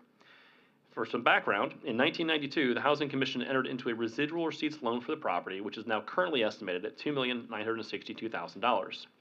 SDCHC has been the service provider for the past 20 years and will continue as the lead service provider. The Urban League of San Diego will join and provide additional services for financial literacy classes and other services. As shown in the slide, the development is located at 350 17th Street, south of the 94 freeway, directly west of the 5. As mentioned earlier, the closest bus line is located 0.2 miles away in the corner of 16th and Market, along with the Park and Market trolley station 0.3 miles north of the site. A grocery outlet, Albertsons, and Walmart Neighborhood Market are all less than 0.5 miles from the property. Additionally, the San Diego Library is just 4 blocks to the west. The total development cost of the project will be approximately $23.7 million, which equates to $456,445 per unit. Permanent sources of funding include a new bond-funded loan, seller carryback loan, a new loan from the Housing Commission, an existing loan from the Housing Commission, as well as an existing loan from the City of San Diego's former redevelopment agency, deferred developer fee, and tax credit equity from a to-be-identified investor. The developer has requested that the term of the existing loans from the former RDA and Housing Commission be extended to match the 55-year term of affordability that SDLAC requires. The existing loan from the Housing Commission is proposed to be extended to 2078 to be coterminous with the other loans. The developer will not only perform a substantial rehabilitation of the already affordable units, but further increase the affordability of the units, which I will get into on the next slide. The property is comprised, as I mentioned earlier, the property is comprised of one one-bedroom, 26 two-bedroom, and 24 three-bedroom units, as well as one manager's unit. The proposed rents will range from $732 per month to $2,030 per month for the 1 through 3-bedroom units. Eligible households and individuals will have incomes ranging from $31,250 to $78,060 based on the 2023 rent and income chart. Now, as noted on Table 8 of this report, that this is a significant increase in the affordability at the property. The property currently has 12 units at 35% AMI, 19 units at 50% AMI, and 20 units at 60% AMI. The developer is proposing to increase the affordability by repositioning the property to include 35 units at 30% of AMI, 6 units at 50% of AMI, and 10 units at 60% of AMI. Should you approve these actions today, the project will submit an application to SDLAC by May 23rd for the August 23rd meeting. If awarded bonds and credits at that meeting, the item would be brought back to the board for final approval in September and the Housing Authority in October, with an anticipated start date of January 24 to be completed the following January. So Hacienda was constructed in 1994. It consists of 2 4-story wood frame buildings above a single level of subterranean parking with 39 assigned spaces. There are 51 2-story townhouse-style units and a single 1-bedroom flat. As an occupied building, the developer anticipates temporarily relocating residents while their units are renovated and has $350,000 in their budget for this. The development also includes, as I mentioned, the gated parking garage, a community room, a manager's leasing office, laundry facility, and an interior courtyard with gardens and 2 tot lots. The property is served by 2 stairways and an elevator. Additionally, SDHC has provided social services to the residents for the past 20 years and will continue to do so. As I mentioned earlier, the developer has contracted with the Urban League to provide additional services. To summarize the developer's request, you are considering approvals to take the preliminary steps to issue up to $14 million in tax-exempt multifamily housing revenue bonds. Approval of the bond issuance and TEFRA resolutions does not commit the Housing Authority to issue bonds. The bonds would not constitute a debt of the city. And if the bonds are ultimately issued for the project, the bonds will not financially obligate the city, the Housing Authority, or the Housing Commission because security for the repayment of the bonds will be limited to private revenue sources of the project. There we go. Staff is recommending that the board take the actions detailed in the staff report and shown on the following slides.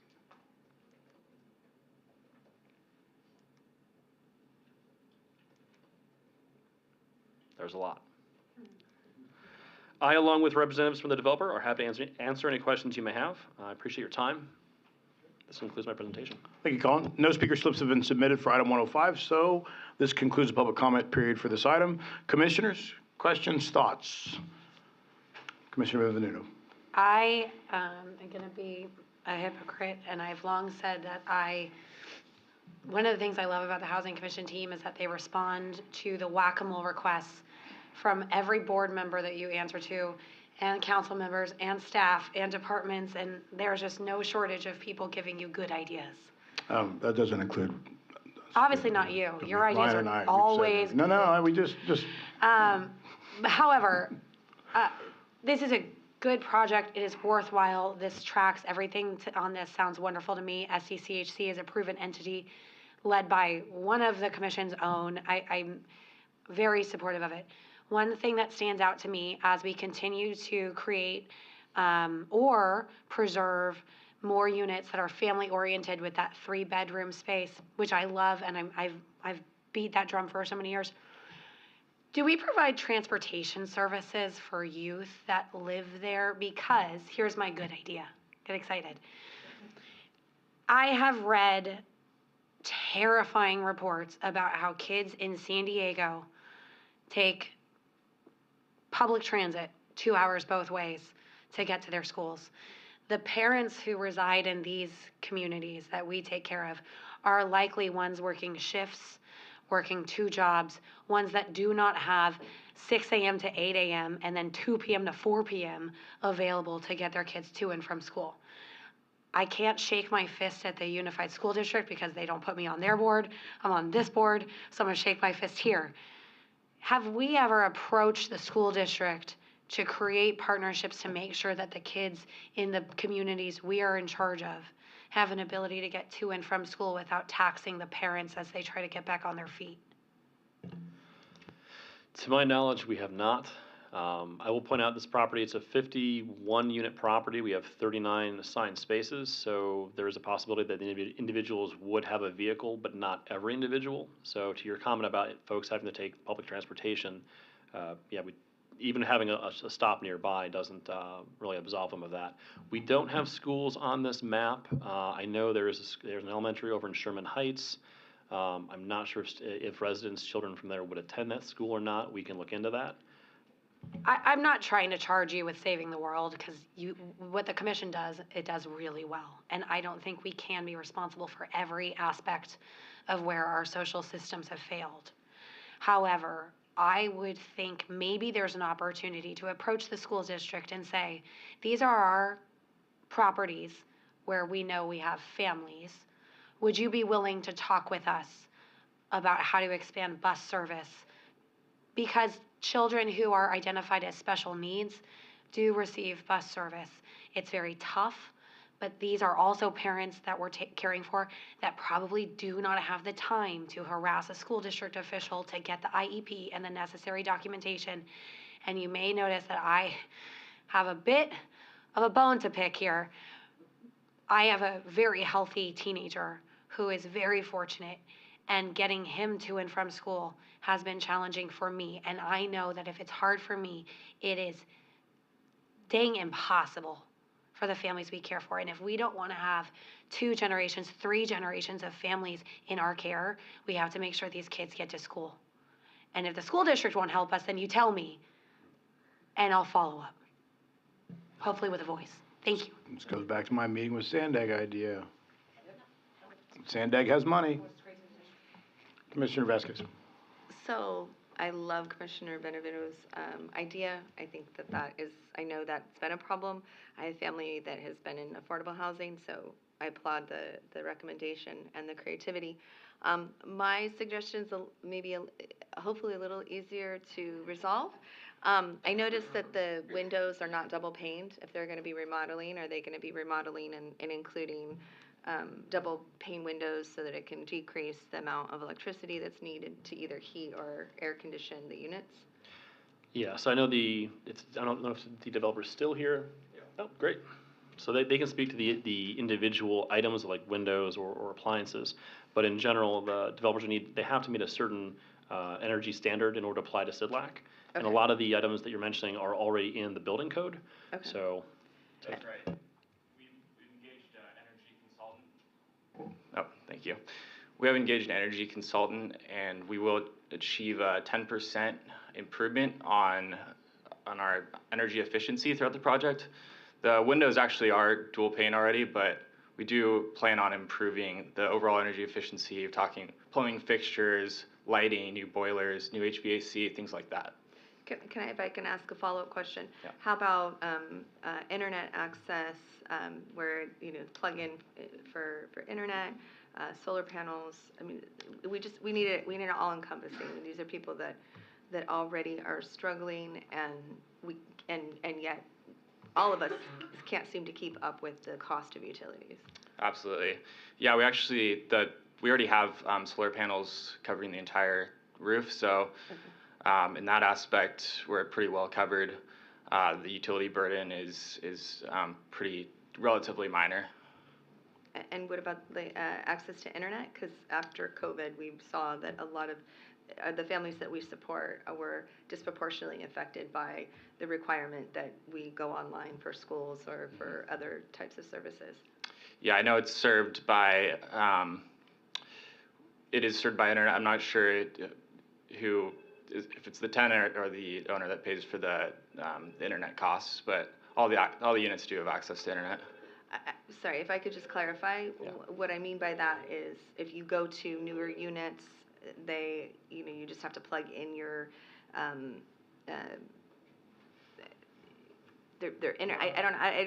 losing the words, but they're internet ready, yeah. Yeah, they're internet ready.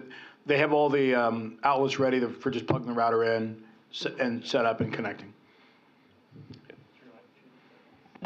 Thanks. So to answer your question, every building built since like 1970 has coax cable already pre-wired. This building has coax cable, so the units are wired for internet. So if the individual has a modem from Cox Cable or whoever is their internet provider, they do have the ability to plug in. So they all have internet capabilities.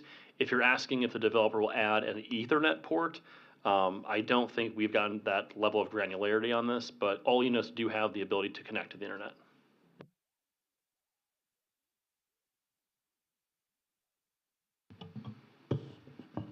Thank you. I feel like it's been a bit since we've seen a rehab project come forward. Colin, I want to give you a chance to maybe tell us why this might be one of hopefully more. Yeah, thank you. I think for the last 2 years I've been saying, it's just not possible. The California Debt Limit Allocation Committee reduced the percentage of private activity bonds that they use for that they allocate to rehab projects down to 1%, which made it basically it shut off the pipeline of all rehab deals across the state. They've since increased that to 5%, and while going from 1% to 5% may not seem like a lot, at the state level, it's enough that we think that this project and another that's coming up in a future board meeting will have a chance of being successful. I'd also note that this project is in need of renovation. The developers approached the Housing Commission on a couple different occasions to point out some of the items that need to be repaired and the challenges they're facing. So we're really guardedly optimistic that this will receive an award of bond allocation. But had it not been for that increase from 1% to 5%, we would be a lot less optimistic. I really hope that we do continue to see more. For a couple reasons. I think this is a great example of how that financing is important, both for maintaining the standard of housing. We don't want properties falling into disrepair and becoming substandard. Secondly, we're getting an extension on the duration of the affordability. We're getting the depth improving as well. This is 30 to 60% AMI, which is fantastic to see. And we're getting an increase in the number of units. And relatively speak, is that right? So we're increasing the number of units so the depth of the affordability is increasing. We're not building more units, so we're not getting additional. It's just deeper affordability. Got it. Deeper affordability. Thank you. So all of that, combined, these rehab projects are so much more efficient than the new construction. And I mean, the total cost per unit here, again, comparing to the last one, these aren't cheap or easy, which is why that SIDLAC funding is so important. But as compared to new construction, these are really important, and it's been disappointing to see the rehab projects decline or really kind of shut off the last few years. So I'm very excited to see this and hope that it's one of many. And thank you so much, and good luck. Yeah. Any further comments? I'll just add one thing, Colin. I think for future, obviously, you've heard me say this before, that I like to see the transit stops earmarked on the maps you give to us. I think based on today's conversation, where the schools are, close to schools, as well as resources. You can just use 2 different colors. Other than that, I think that's all the comments. Mr. Davis, except for Mr. Davis, he has asked for a comment. So. I just wanted to, first of all, appreciate all the comments from the commissioners, but I think Commissioner Benavides, your comments were very well taken. We appreciate your personal experience in helping us to see what these families are no doubt dealing with. And so, you have our commitment that we will work with the developer to see whether it is that we reach out to the schools or whether we find a way to provide transportation as maybe an amenity. We will look into that. And I want to be clear, I don't expect you guys to solve every problem. You do so well, so well. I mean, I'm always astounded. But if the commissioners themselves, or perhaps the city, could help create that partnership somewhere else or with the school district, preferably, they would do that. It's their responsibility, in my opinion. Please count me in to be a supporter and whatever I can do to make that happen. Thank you. You know, when I hear that in my house, I don't expect you to do this. That just means if I haven't done it by then, it's a problem. So the only thing I'll add before I call for the motion is that, again, on the transportation piece, I know that you mentioned the school districts. I do think that this is where the conversation with Sandag, we have to create the solution. And I think the city would support this because it is the right thing to do. The sad part is when we read articles that talk about the length of time it takes for a person to get from point A to point B and then back again in the afternoon, we've all become numb to it. It's just normal. And that's the problem, right? You know, it's only an hour? One way? That child's lucky. It's just, it's something we need to correct, so. All right, seeing no further comments, I will entertain a motion on item 105. So moved by Commissioner Benvenuto. Is there a second? Second by Commissioner Vasquez. All right, all those in favor of the motion, signify by saying aye. Aye. Any opposed? The motion carries unanimously 4-0. Next up on the agenda is item 106, and this is the loan recommendation from Modica Apartments. We will take public comments after the staff presentation. And once again, Colin Miller has agreed to provide us with the information. The floor is yours. Thank you, Chair Mitchell. Just waiting 1 second for the, there we go. The item before you today is a request to approve a proposed residual receipts loan in an amount not to exceed $3 million for the construction of the Modica Apartments. The proposed project will be comprised of 93 units, which will be a mix of 1, 2, and 3 bedrooms, as well as 1 unrestricted manager's unit. The 93 units will remain affordable for 55 years at 30 to 60% of San Diego's area median income, with 25% of the units being reserved for individuals with developmental disabilities. The development will be located at 5255 Mount Etna Drive in the Claremont Mesa neighborhood in Council District 2. The project is served by MTS Bus Line 27, which is within a quarter mile of the site, on Genesee and Balboa Avenue, and also on the Balboa Avenue trolley station, located approximately 2.5 miles from the site. The developer, Chelsea Investment Corporation, applied for a residual receipt loan through the Housing Commission's fiscal year 22 NOFA and received a preliminary award of up to $3 million for the development. Services for the tenants will be provided by serving seniors, and some examples of those services include, but are not limited to, after-school programs, instructor-led education, and skill-building classes. This is a site map of the development. It is the red pin almost in the middle. Located, as I mentioned before, located at 5255 Mount Etna Drive. It's just east of Interstate 8. There's a Vons grocery store and a Target, both within walking distance of the site, and they both should be visible on the map.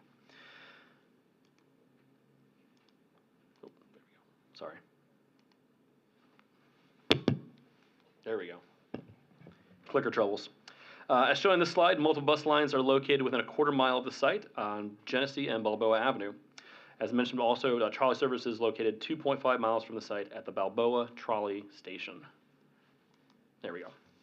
The total development cost of the project will be approximately $58.1 million, which equates to $618,785 per unit.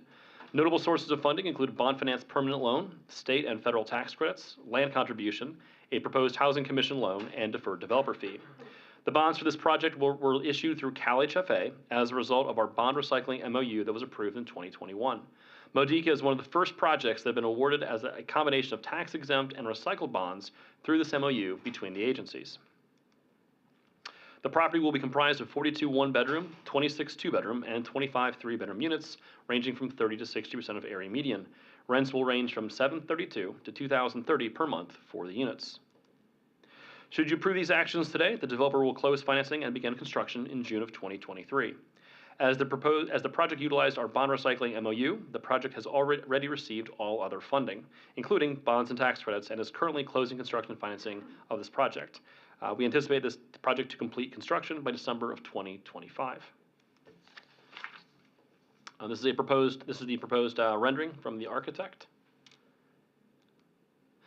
Staff is recommending that the board take the actions detailed in the staff report and shown on this slide. This concludes the presentation. I, along with representatives from the project, are available to answer any questions you may have. Thank you. All right, thank you very much. There are no speaker slips have been submitted for item 106 as it relates to public comment for this, so that closes the public comment period for this item. Commissioners, do you have any questions, comments, or advice? The Vons and Target noted on the map are my Vons and Target that I shop at, so I'm very familiar with this location. Very excited for this project, and I'm also thrilled to be, I think, one of 2 residents of the neighborhood to speak to this project as members of the community as well. And so I'm very happy that we have 100% support from the community of Claremont today for this project, and wish that that was the case in every single project. We can only hope. No further comments? I'll just add, I know the location of this, and you know, you couldn't find a better location. I will agree with Mr. Klempner, that Vice Chair Klempner, that you know, I've spent a number of hours in the Target and the Home Depot here, and standing in line at the DMV at times. So I do think this is a wonderful project. So no further comments or questions. Second, right? Big supporter. Okay. All right. I will entertain a motion. So moved by Commissioner Benvenuto. Second. Second by Vice Chair Klempner. No further comments. All those in favor signify by saying aye. Aye. Those opposed, seeing none, the motion carries unanimously 4-0. All right. Next up, thank you, Colin. You've been there for a while. You grab a water. You're good. Okay. Thank you.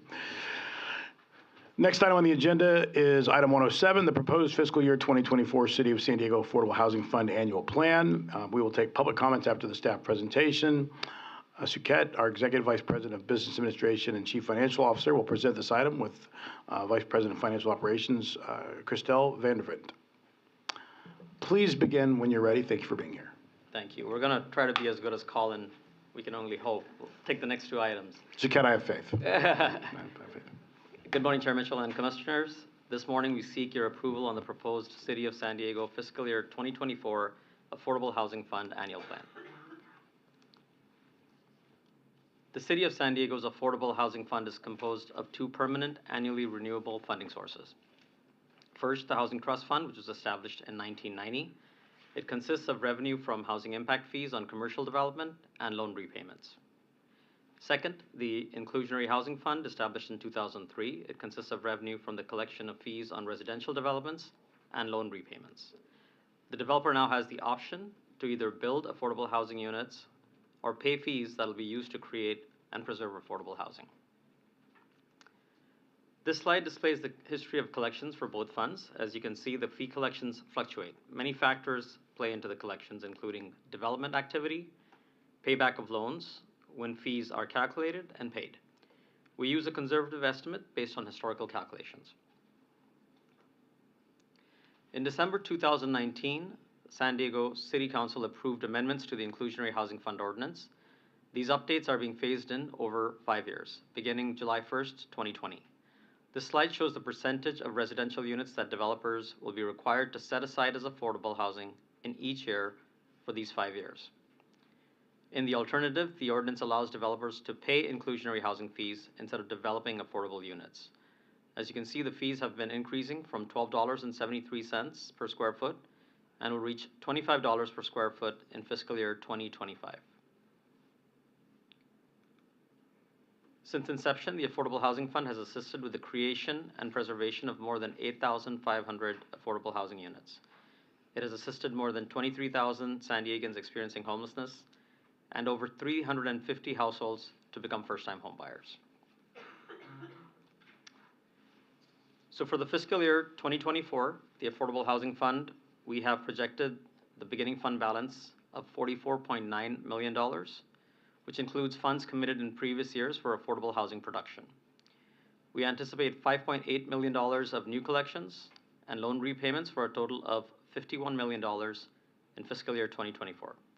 Chriselle will now start us off with the model programs. Thank you so much. Thank you. the Affordable Housing Fund may be allocated to programs identified in the list of model programs. For FY24, we propose allocating funds to rental housing finance, homeownership, and homelessness activities. Let's take a look at the detailed allocations. Here you can see a detailed description of the fiscal year 24 proposed funding allocation for the various programs, with 37 million allocated to the affordable housing production, close to 2 million for homeownership and ADU programs, and close to 8 million for homelessness programs. Here's another representation of the proposed allocation. 74% is committed to rental housing finance activities for the production of affordable housing. Out of the 51 million available for fiscal year 24, 11 million are committed to loans already approved by this board. Another 13 million is committed through our fiscal year 22 and 23 NOFAs.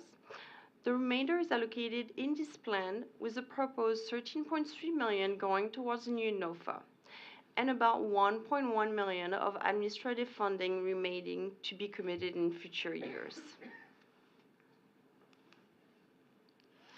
As part of our annual outreach for the Affordable Housing Plan, we've presented the plan and model programs to 3 community planning groups, as well as the citywide meeting in the month of February. The plan will be presented to the Land Use and Housing Committee on April 13, and then will go to the City Council in June for final approval. Here's an example of newly constructed affordable housing development built with financing that included Affordable Housing Fund revenues. Today, we are asking the board to recommend that the City Council approve the Affordable Housing Fund and the authorization listed on the slides. And this concludes our presentation. We're available to answer any question you may have. Thank you. Thank you, Christelle. I'm going to go ahead and move to questions. Commissioner Vasquez.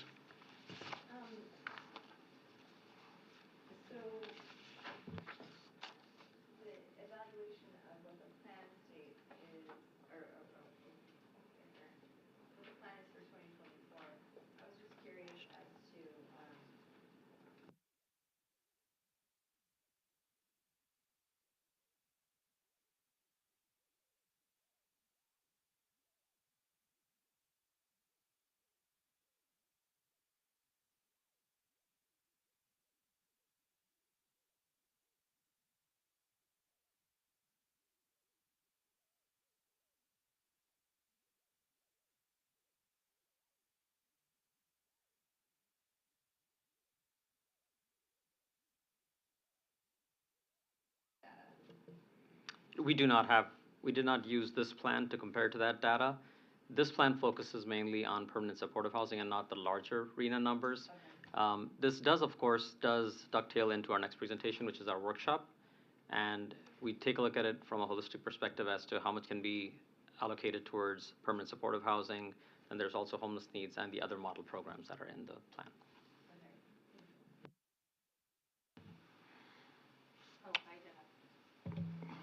Commissioner Benvenuto. Thank you. So we're planning just for one NOFA for 24. That's the 13, or was it, that's the pot and we'll split it up? So the total NOFA is going to be 29. Okay. 13 of it will be from the Affordable Housing Fund, and then the rest of it will be home dollars. Thank you. And that's in the next presentation as well.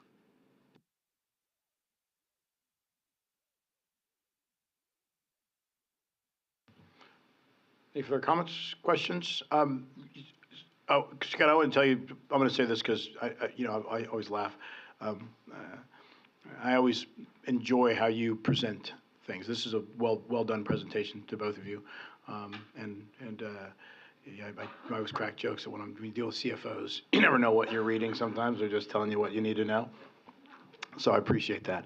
I appreciate all that you do. And the only thing I was telling Jeff that it's amazing that, that when we look at the in lieu fee chart and how much it's expected to go up as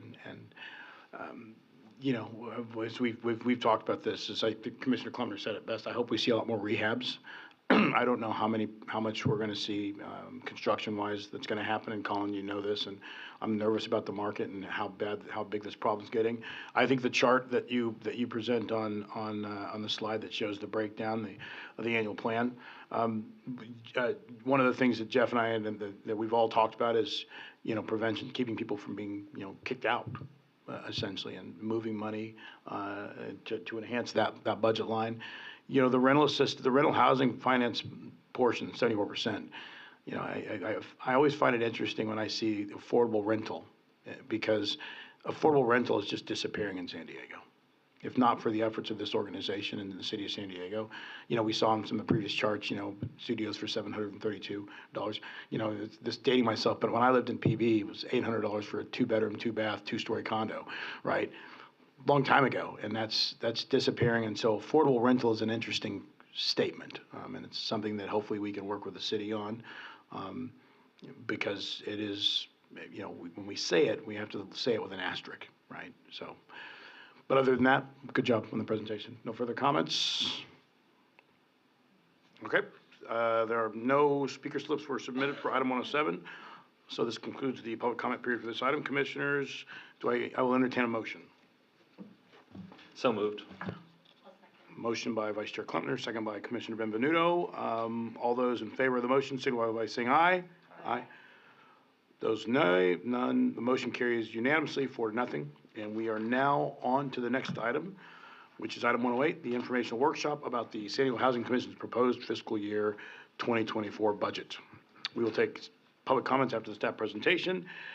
Executive Vice President Suket Dayal and Vice President Christelle Vanderwit will again present on this item, and the floor is yours.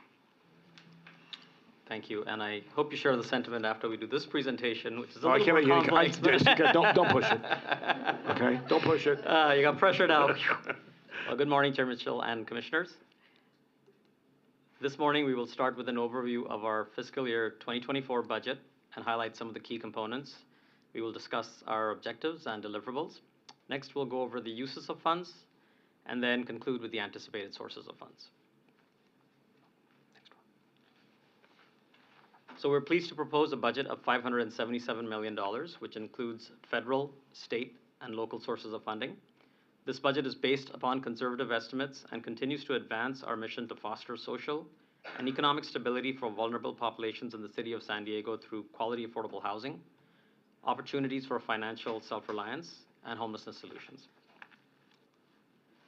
The slide shows a comparison of our budget for the past 4 years. Our proposed budget for fiscal year 2024 does reflect a slight decrease from last year's budget. A quick reminder, last year's budget, the 2023 budget, did include $33 million as beginning fund balance, and that was due to the ongoing Housing Stability Assistance Program expenditures from the American Rescue Plan Act funds. The successful program concluded in the first half of 2023. The $577 million balanced budget will enable the Housing Commission to continue to help families with low income pay rent, provide opportunities for these households to become financially more self-reliant, preserve and create more affordable rental housing units, and administer programs that address the homelessness crisis in our city. We'll now go over the objectives, deliverables, and uses of funds. So with this budget, we will dedicate more than $224 million to help approximately 17,000 households with low income pay their rent through the federal Section 8 Housing Choice Voucher Program. The budget includes specialized vouchers like our emergency housing vouchers, VASH or Federal Affairs Supportive Housing Vouchers, Mainstream, which focuses on non-elderly persons with disabilities, and many other successful programs. Additionally, as a Moving to Work or MTW agency, it provides us the flexibility to implement a variety of innovative, cost-effective approaches to provide housing assistance. This budget continues to support our Moving to Work initiatives, which include programs like our Monarch School Project, Guardian Scholars, through which we partner with community organizations to combine housing with services. It'll also allow us to continue our landlord partnership program to attract and retain landlords to rent to federal rental assistance participants. Assisted households will continue to be eligible for services at the Housing Commission's Achievement Academy.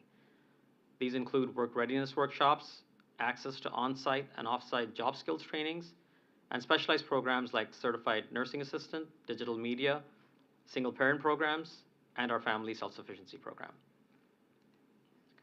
The proposed budget also supports the creation and preservation of affordable housing. We've proposed committing up to $29 million in gap financing to developers to leverage with other funding sources to increase the affordable housing supply in our city. This is expected to result in the creation of another 290 new units.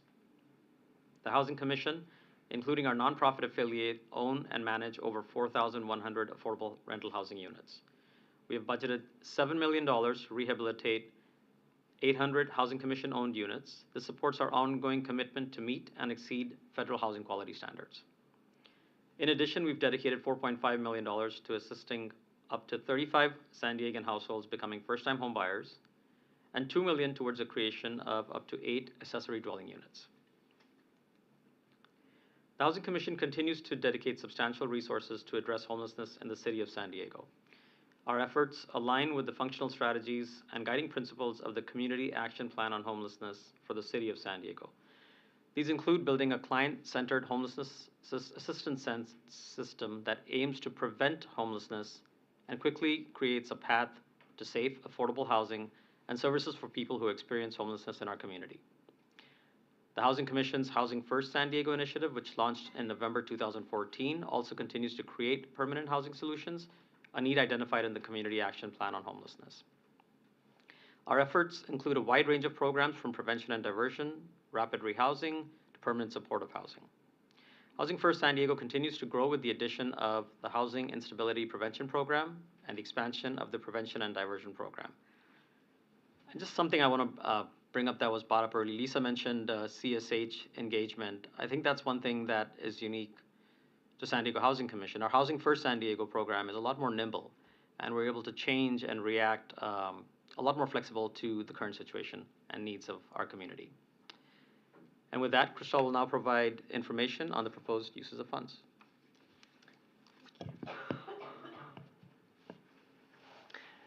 The graph on this slide displays our total funding uses by major division.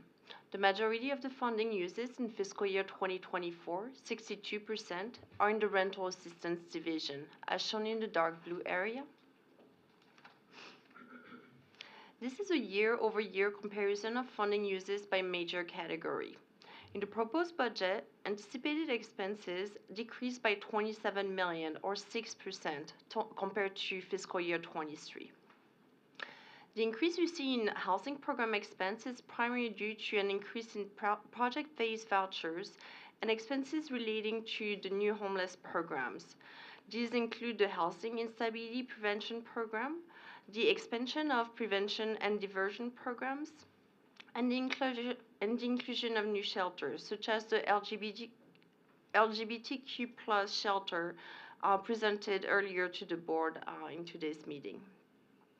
The decrease in property expenses is related to the retirement of outstanding debt on the Housing Commission's affordable housing property that were included in fiscal year 23 budget.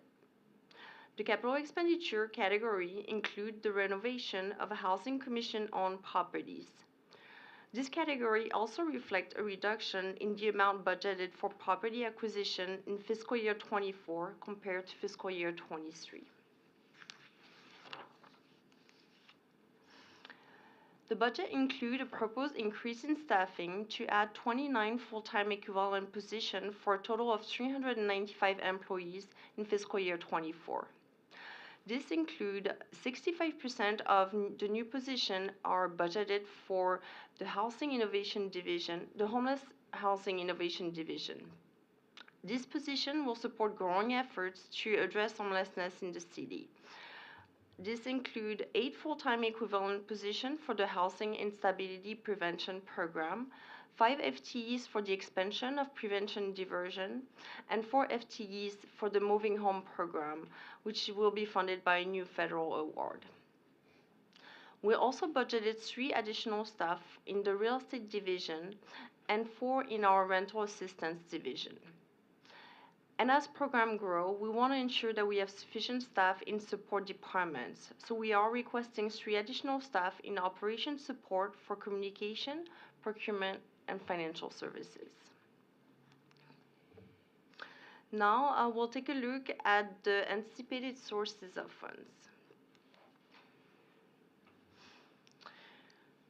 The table on this slide shows a comparison of the funding source for fiscal year 24 and 23. We have 3 main funding sources: federal, local, and state. I do want to highlight some of the higher variances in dollars and percentages. In the federal funding section, the MTW funding decrease include a one-time use of funds mentioned earlier for the property acquisition and retirement of debt on affordable housing properties in fiscal year 23.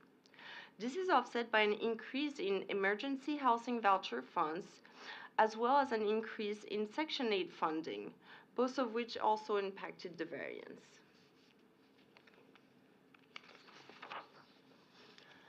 The home funds increase is due to the anticipated funding of loan based on milestone accomplishment of development projects. For the Affordable Housing Fund, a decrease in revenue is anticipated to the low fee collection this year. And finally, we're working with the city on finalizing funding for homelessness program, which will affect the city general fund and state categories presented here. We expect to have a clearer understanding of the city's specific budget commitment for homelessness programs in the upcoming weeks, and will update the budget before requesting the board's approval in May. The program and property reserve line item on this slide represent our beginning fund balance for programs and property reserves. Most of the decrease, as mentioned earlier by Suket, relates to the $33 million of Housing Stability Assistance Program funds, the HSAP funds, that were part of fiscal year 23 budget as a beginning fund balance, but will not continue in fiscal year 24. So federal revenue continued to be the primary source of funding and account for 76% of new revenue, with MTW funds more specifically representing 67% of the budget new revenue for fiscal year 24. At this board meeting in May, we will be recommending your approval of the proposed fiscal year 24 budget. The budget will be adjusted as needed as additional information becomes available, including guidance from the city and other opportunities for the Housing Commission to further assist families with low income. And this concludes our presentation. We're available to answer any question you may have. Thank you. Commissioner Benvenuto. Thank you. I just had a few questions. Given that tax collection's been pushed out to October, I've been very intrigued watching governments try to create budgets. Have you seen anything from the state, I guess, given that people have until October to file their taxes, and we are a state that relies generally on income tax, has that played into any need to be flexible with the numbers that you're showing us in November? Or are we going to see a different reality, in your opinion? Just an opinion. I think I think we're going to be okay because the state's going in with good reserve balances, and the commitment from the state seems very steadfast on funding what we do. So I think our area we should be fine, but of course there's always the question mark at the end of the day. Thank you. That's reassuring. Rapid rehousing and the housing instability program, and I believe there's one more you listed. Christelle, did I hear you right when you said those were new homeless services for our program? So the housing instability program started just this year in FY23, but I see Lisa here that can speak more to the program. So the Housing Instability Prevention Program was the funding that the council put into the budget in June of last year for this year that will carry over into the next year. There's also we increased the prevention funding, so understanding that the best way to address homelessness is to keep people from falling into homelessness in the first place, and also understanding from an equity standpoint, we see people of color and Black San Diegans fall into homelessness at a higher rate. If we can get to the prevention point first, then we can really stop that inflow. What we have noticed in the HIP data to date is that 28% of all referrals are Black San Diegans and 30% of all enrollments are Black San Diegans. So we're actually enrolling at a slightly higher rate than the referral rate. That is also reflective of the ad hoc committee's report. So it's right in line. This is exactly how it should be working. We also just recently received a notice of conditional award of a new continuum of care grant for a $1.7 million rapid rehousing. So that's additional resources as well. That is fantastic news. I know that we had a lot of attention on the rapid rehousing program. Gosh, it feels like yesterday, but maybe last year. And I'm very glad to see that there's funding to reflect the importance of it. So thank you. It was more of a clarifying point where I thought plenty of things, and I was wrong. So thank you.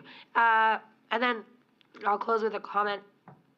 I think it was the chair that was talking about the market conditions and how he's a little bit nervous.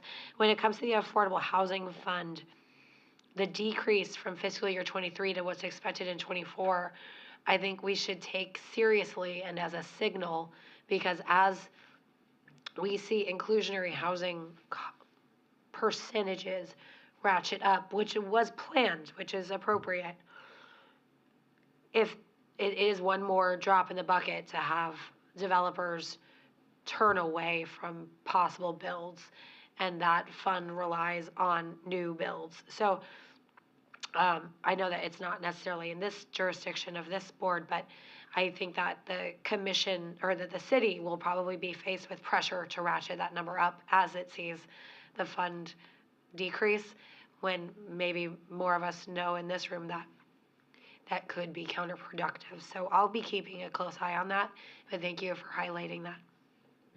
Yeah, I just want to point out, we did see lower collections in the first 2 quarters this year on inclusionary, which of course we track a lot, and that's why we do play conservative in our budget.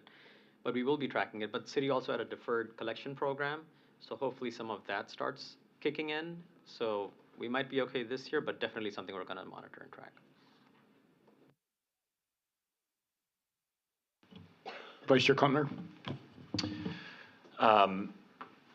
Thank you. You know, if we just step back, it's really tough to see these budgets in the context of the scale of the problems that we're dealing with.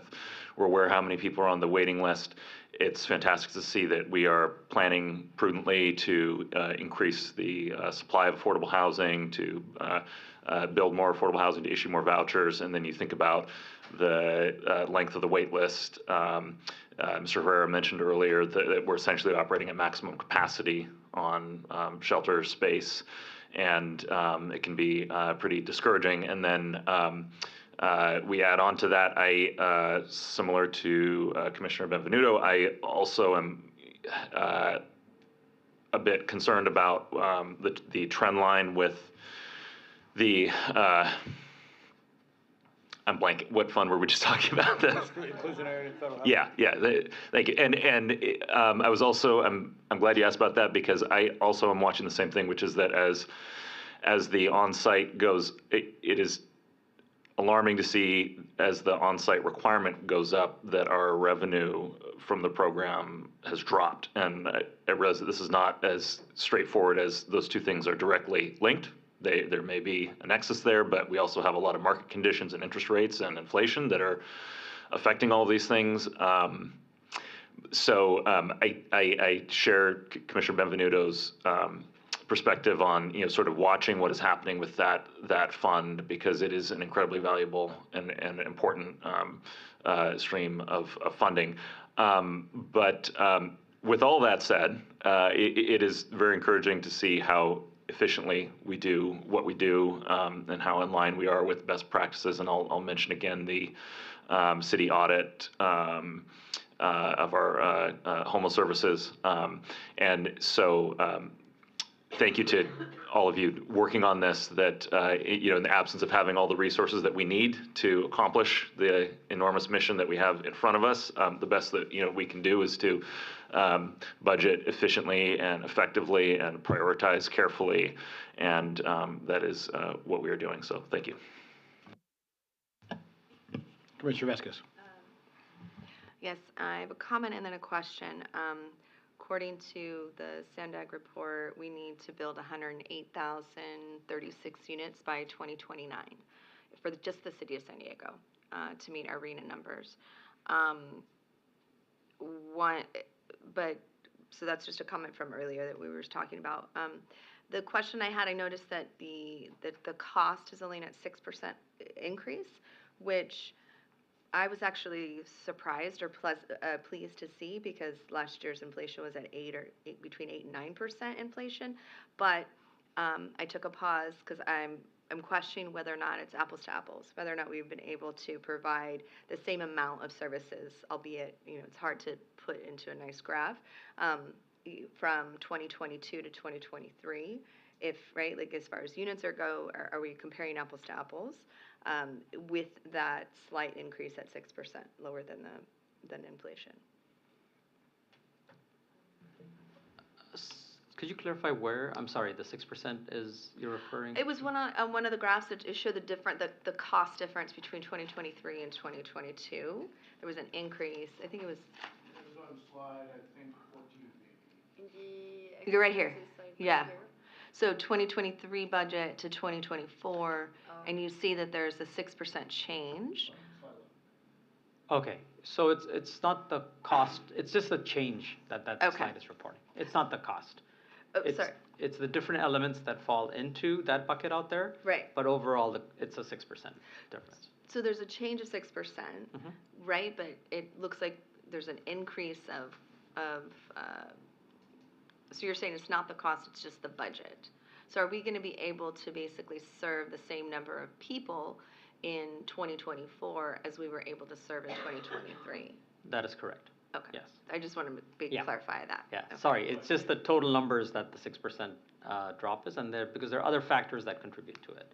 As far as serving families through our voucher programs and through other programs, that continues.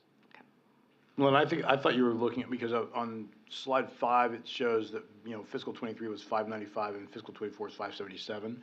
So when you look maybe at that's that, it, yeah. When you look at that number, the question she asked is, can we still serve the same number of people? Because from the naked eye, you have less money than you did in the previous fiscal year. Yeah, so since this reflects the total budget, it also reflects funds that are being used for different purposes. So like an acquisition, just as an example, or the $33 million that we had for ASAP, that's reflected in fiscal year 23. That's not reflected in fiscal year 24. So we're not serving those people. So definitely the number there decreases.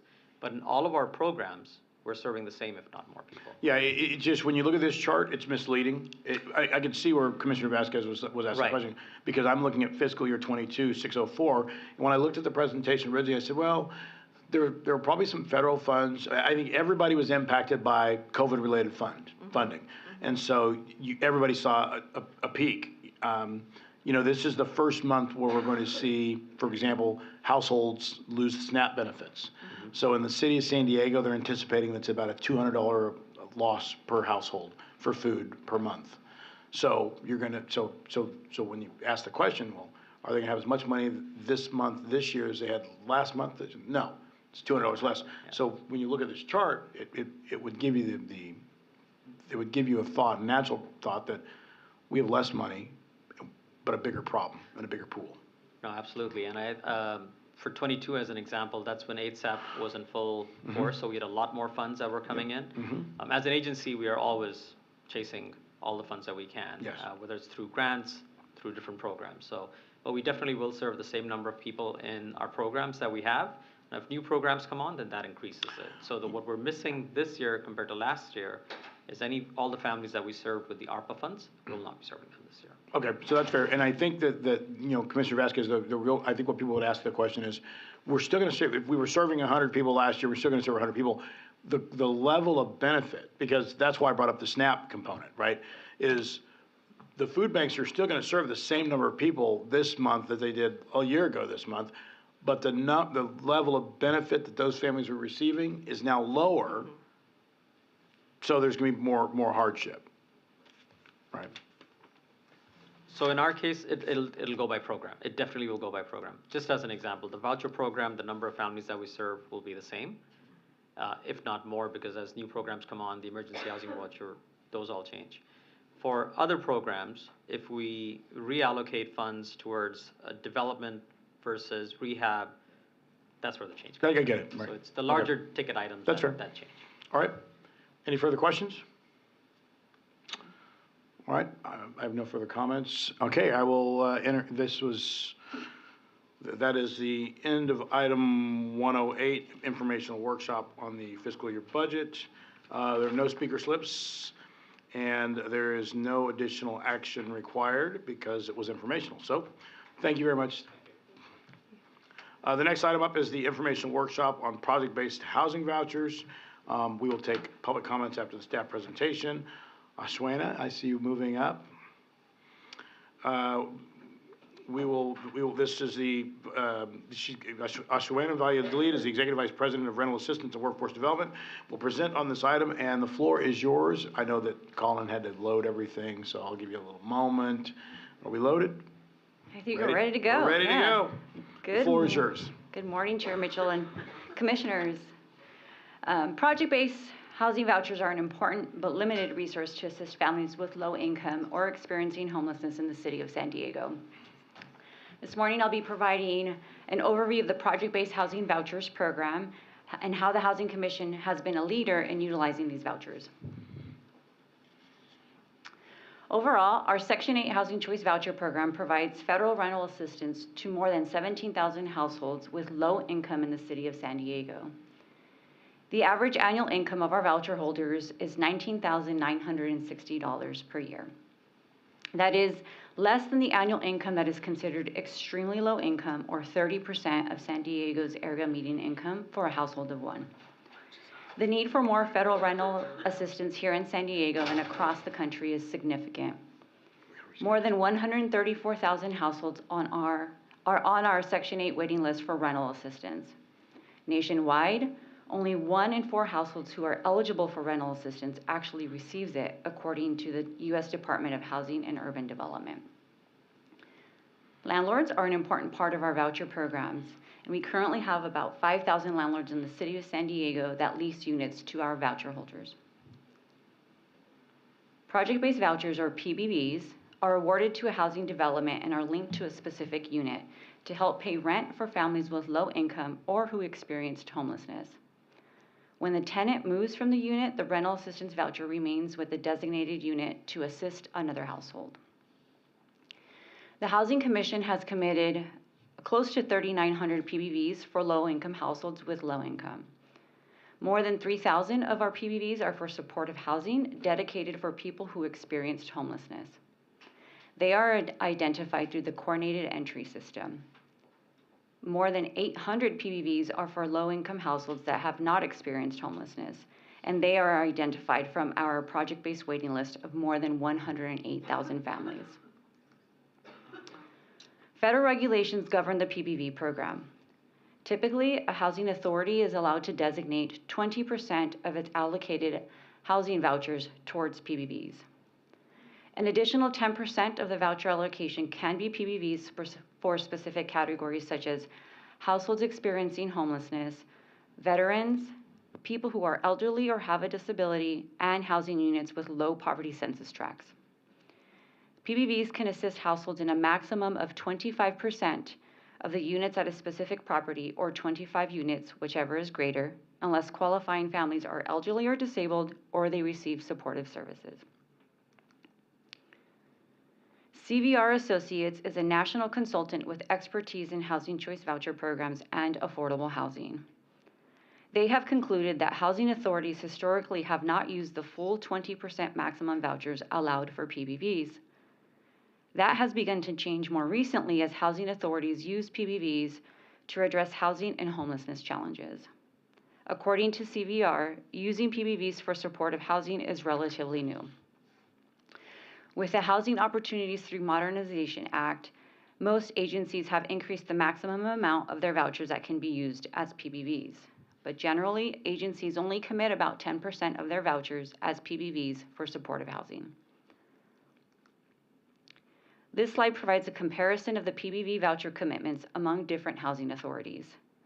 The Housing Commission has committed 24% of our voucher allocation to the PBVs. Other housing authorities in the San Diego region and in Sacramento, Inglewood, and the County of Los Angeles have far lower PBV rates than ours. And the Housing Commission has issued far more PBVs than all other San Diego area housing authorities.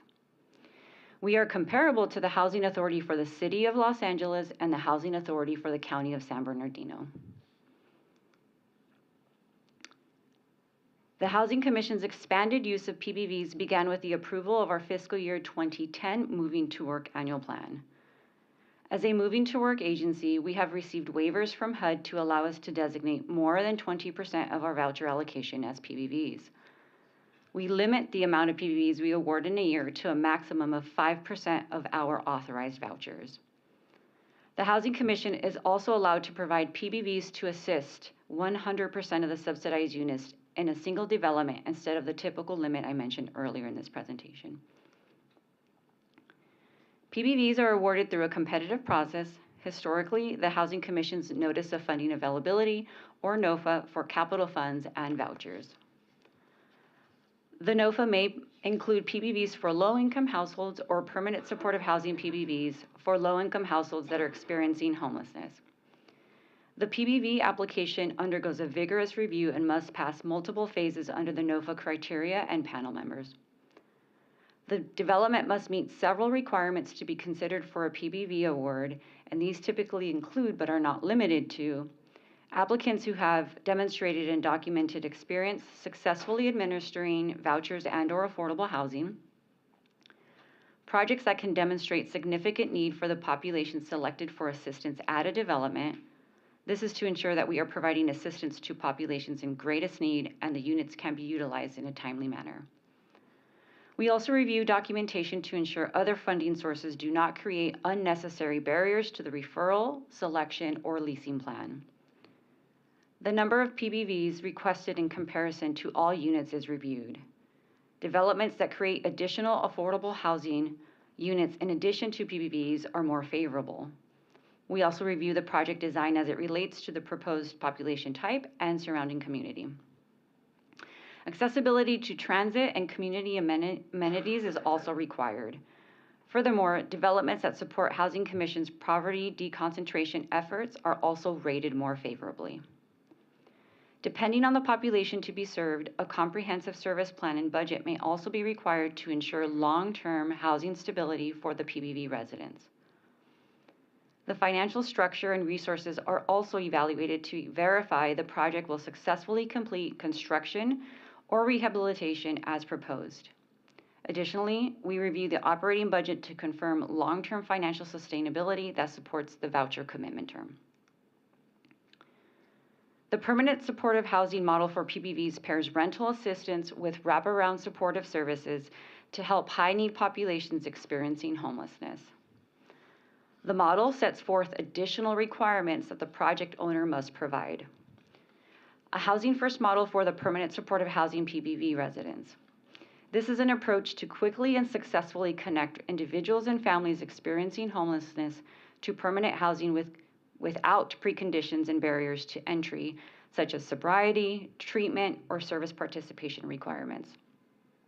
Supportive services must be offered to maximize housing stability and prevent returns to homelessness, as opposed to addressing predetermined treatment goals before someone enters into permanent housing. Additional documentation requirements also apply to demonstrate a comprehensive service plan will be required. Designated service providers are also required to enter and maintain client-level data in the current approved homeless management information system as directed by the Regional Continuum of Care. The service providers must obtain and report required programmatic information and data on a monthly basis. And the property owners will be required to participate in the coordinated entry system as established by the San Diego Regional Continuum of Care for referrals to the PBV units. The recent development known as the Orchard at Hilltop is one example of a PBV project. The Housing Commission's investment to support this affordable housing development included 25 PBVs to help pay rent for tenants with income between 30 and 60% of area median income. The Ivy Senior Apartments development is an example of permanent supportive housing with PBVs. The Housing Commission awarded 52 PBVs to provide rental assistance for seniors aged 55 and older who experienced homelessness. This is also a property where 100% of the affordable rental housing units are linked to a PBV that we awarded. PBVs are a component of the Section 8 Housing Choice Voucher Program. The Housing Commission uses our tenant-based voucher funding to support PBVs for affordable housing developments. We do not receive additional federal funds for PBVs, and they typically have a higher average housing assistance payment amount than a traditional Section 8 tenant-based voucher. Each year, the Housing Commission analyzes how many PBVs to allocate. Factors such as funding availability, voucher utilization, existing PBV projects coming online, demand for subsidized housing among at-risk populations, and loan and grant funding that is available for the creation of affordable housing are all considered when determining PBV allocations. After 13 years of our expanded use of PBVs, funding limitations require the Housing Commission to slow the pace at which we award PBVs to developments. If we continue at our current rate without any changes, waiting times for rental assistance will increase, and we would rarely be able to select families from our tenant-based voucher waiting list to receive rental assistance.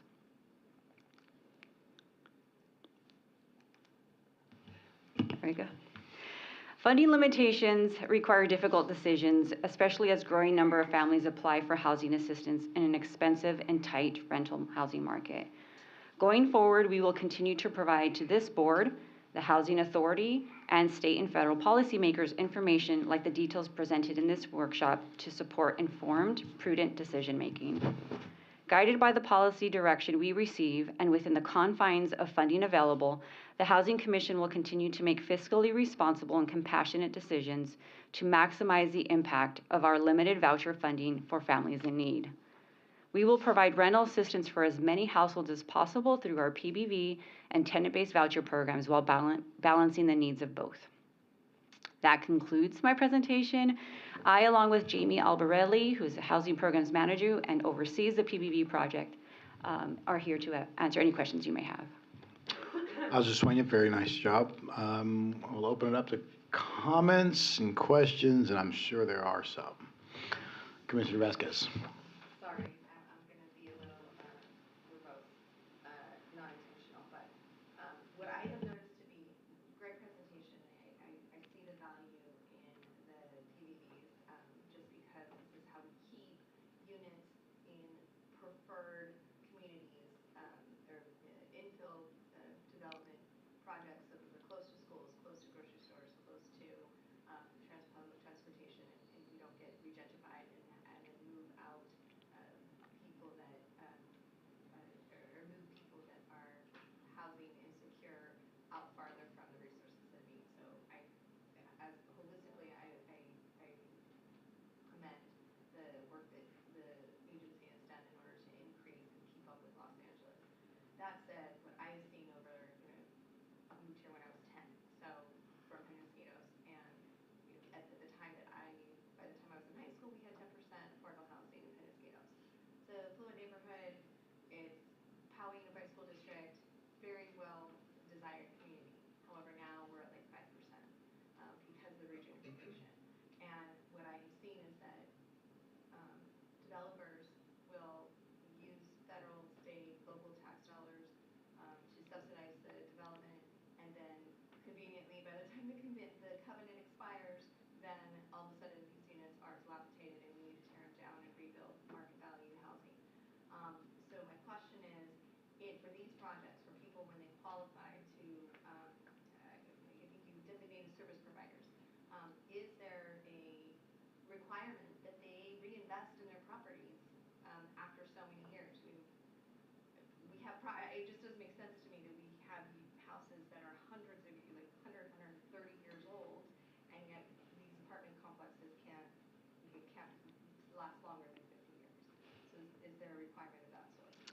So part of the voucher program is an inspection protocol. So on a regular ongoing basis, the Housing Commission is required to inspect each of the units that are subsidized.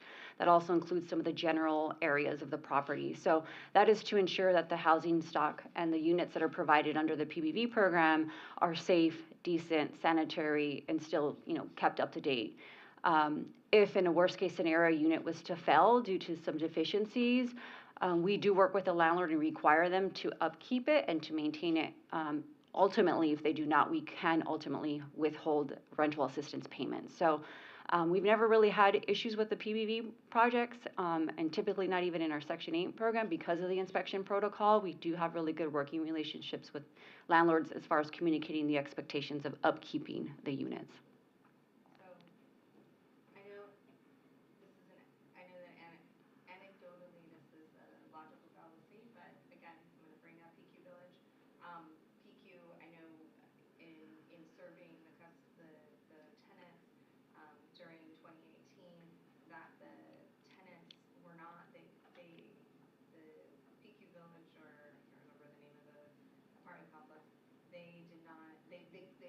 Satisfied the HUD requirements for the vouchers, but if you surveyed the tenants, they were being treated horribly.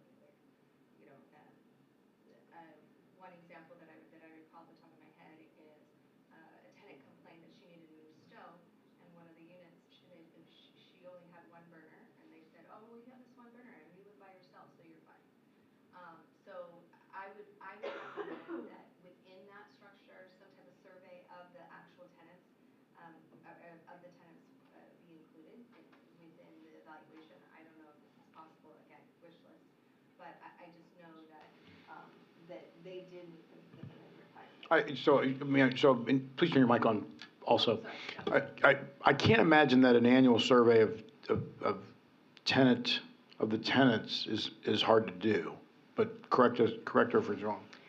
It may not be difficult to accomplish, but we also allow our tenants to reach out to us and request what's called a special inspection at any point in time that they feel that their unit is subpar or needs to be inspected. So that is an option that we offer our tenants currently now. If there's ever something that's out of our purview, we can also connect them with the city code enforcement as well. I guess what I'm just suggesting is like a 10%, right? Like an audit. Yeah. It's not maybe once a year. Yeah, no, I get your point. I think that what her point is that even though you say you make that available to tenants to reach out, sometimes we say these things and the tenants, if you ask them, they're like, I didn't know that. I think if you say it once, they don't remember. So I think what you're suggesting is kind of a surprise audit to make sure that everybody's aware of the fact that at any given point, Asuquena may walk in and say, we're looking at 3 units, and 2 of them were not up to our standards.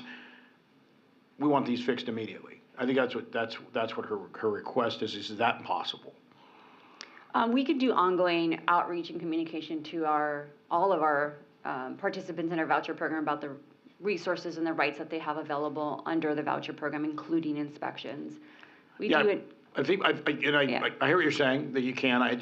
Jeff, do you want to weigh in on this? I get the point that is being made, and I remember my first meeting, Chair Benvenuto, we were having this conversation about Cortez Hill, which I'm assuming had some PBVs in it, or maybe not. It didn't? Okay. It was YMCA site. Okay, but I remember the site itself, and I can see your point of where you're going on this, is how do we ensure a standard level of quality is always maintained?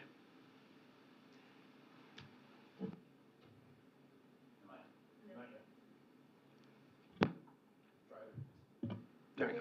Yeah, a lot of what I wanted to say did get covered. I just want to make a clarifying point because there's still a lot of misunderstanding about PQ Village and what that was a unique situation in that when it was a project-based project, we had absolutely no involvement in it at the Housing Commission. It was a HUD-funded program, and we were not in any way a party to it.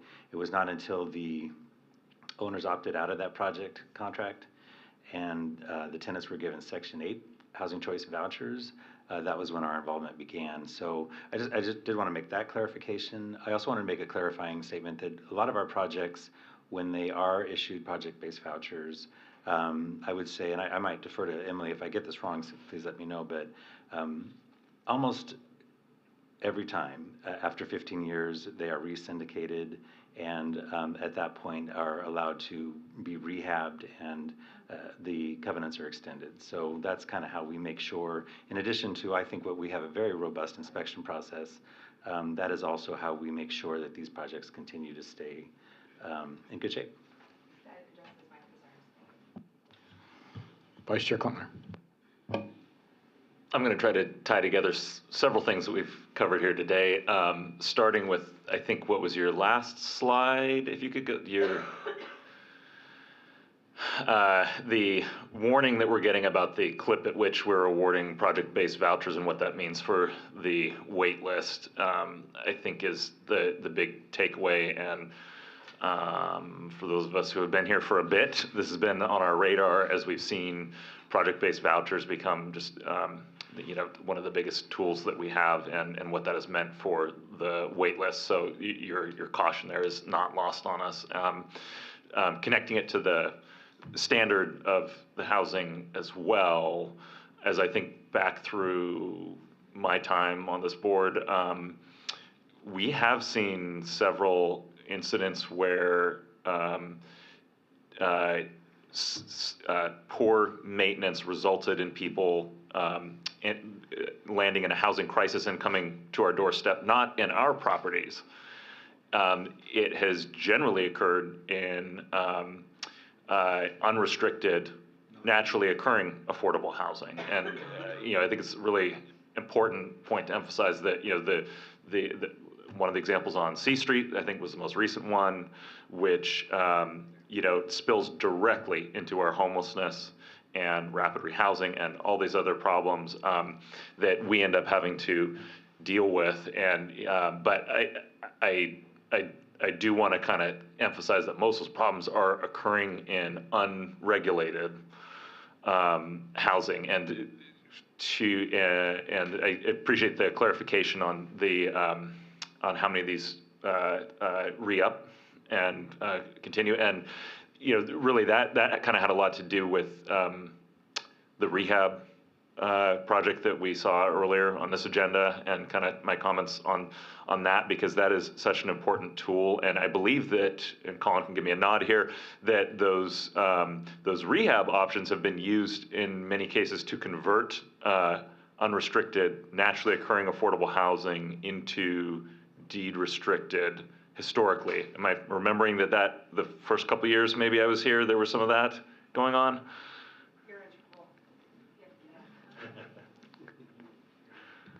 Thanks. Yeah, I didn't want to shout. Yeah, so this has actually happened even recently with one of our firm's projects, RB Taizan. It was Right. called Taizan now. It was a former hotel converted. We've had other market rate properties, excuse me, that have been secured, and they're affordably created because they were at risk of going to market. Island and J Street, 2 more here in downtown. There were several hundred units. So yes. And in that case, the incentive of the property owner to seek public funding and add restrictions, affordability restrictions, that comes from the properties needing work done and them seeking funding sources. Am I thinking about that correctly? Correct, and that the just from a financial perspective, the loan terms that we provide, even back then, our rates were lower. Our rates are still lower than market. So we're providing below market interest rates, and so that's one of the main incentives from a market rate perspective. So I want to kind of thank you for sticking with my chaos here. I want to kind of tie this all together, because to me it seems like long term, what we really need is more of that rehab funding, so that we can prevent properties that we don't have any control over from falling into substandard housing. And what we really need is other agencies to participate, like the county, for example, with more project-based vouchers. And we need more options to continue doing what we've been doing with project-based vouchers without having to use all of our project-based vouchers to do that. All the staff who this relates to, like, can you give me a nod or a head shake if I'm thinking about this correctly? Okay. So I thank you for pulling that last slide up. I hope that everybody here, the Housing Authority, understands that, and to the extent that the homelessness crisis is described as a crisis, which it absolutely is, and we need to treat it as a crisis, this agency has been treating it as a crisis for years now, as evidenced by the fact that we are throwing so many project-based vouchers at it. That is a crisis action. That is not a long-term sustainable strategy for this, and it is absolutely what we should be doing. And I appreciate staff also warning that it is not a strategy that we can do for 20 years without having major other ramifications with things like the wait list. And so these other tools we have that, even if they're not directly related to the same thing, the rehab funding, these are other things that tie into the big picture solution and are more sustainable. Thank you. Thank you, Vice Chair Klempner. Commissioner Benvenuto. I hope this is easy. Thank you, Azucena. This is always really informative. And what your team does is really the meat and potatoes of what housing authorities do nationwide. Everything else has really some specialty factors, but this is back to the basics. I don't imagine we have high turnover really in any of our units just because of that triple or a six-figure wait list. But in the project-based voucher units, is the turnover lower, or are they equal across the board? We tend to see a little bit more stability and retention in the project-based voucher program than we do in the tenant-based voucher. Okay, yeah, that was my only question. I imagine that would be the case, but I wanted to clarify with you. Okay, thank you, and thank you for the presentation. Mr. Davis. And I think it's important, in line with what you just mentioned, why the voucher program is really it's not called Section 8 anymore. It's called the Housing Choice Voucher Program. And what that is all about is the fact that folks who receive a voucher have the choice to take it to wherever they want to live, whatever community they want to raise their family, and have the ability to be able to move their family with assistance should they have employment opportunities, schooling opportunities, et cetera. While there are some really great things accomplished by the project-based voucher, those things get taken away. The choice for the family, the ability to move with that assistance, so that's why you see stability in project-based vouchers, because once they move from it, it's gone. Yeah.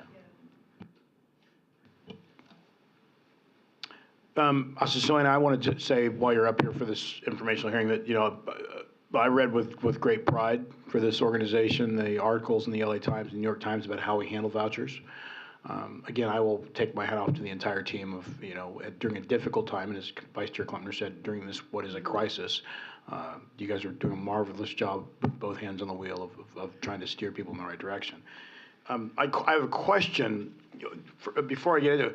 How many people are on the list right now, the waiting list? We have 134,000 household applicants on the Section 8 waiting list and 108 on the project-based waiting list. 108,000 on the project-based waiting list. Okay, 134,000 and 108,000. That again shows the interest in the voucher structure overall, and it shows as Vice Chair Klempner said. I mean, our hands are tied, so to speak. My question. One of the things I learned recently is, we were saying, well, why can't we just get more vouchers? And I heard that because we're doing such a good job and others aren't necessarily doing a great job, that also acts as a barrier for us getting more vouchers. Is that? The allocation of vouchers comes from an Appropriations Act at the congressional level. So there isn't one specific PHA that can traditionally just receive allocations of vouchers because they're doing well or they need more. It has to be based on a federal level across the nation.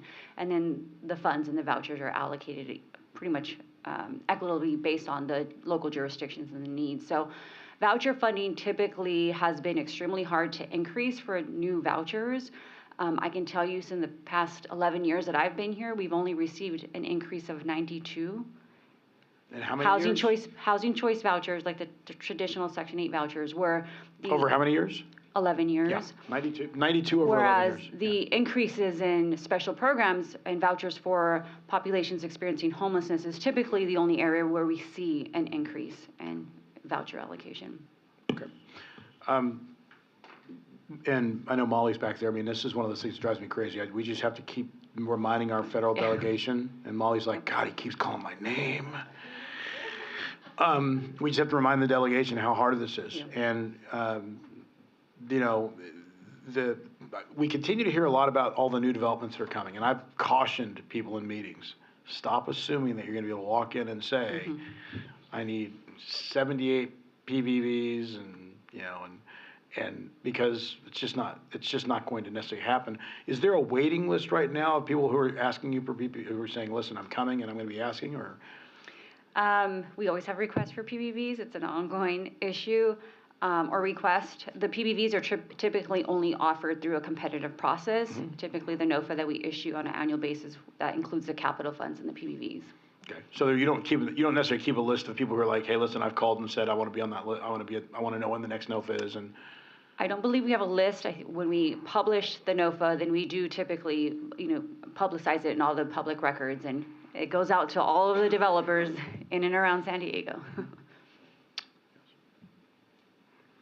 Yes, so for every time that we do issue a notice of funding availability, we are issuing funds and vouchers, and we always have, the pipeline that comes in. We're never able to satisfy it either. So there's always projects that wanted vouchers that didn't rise to the top.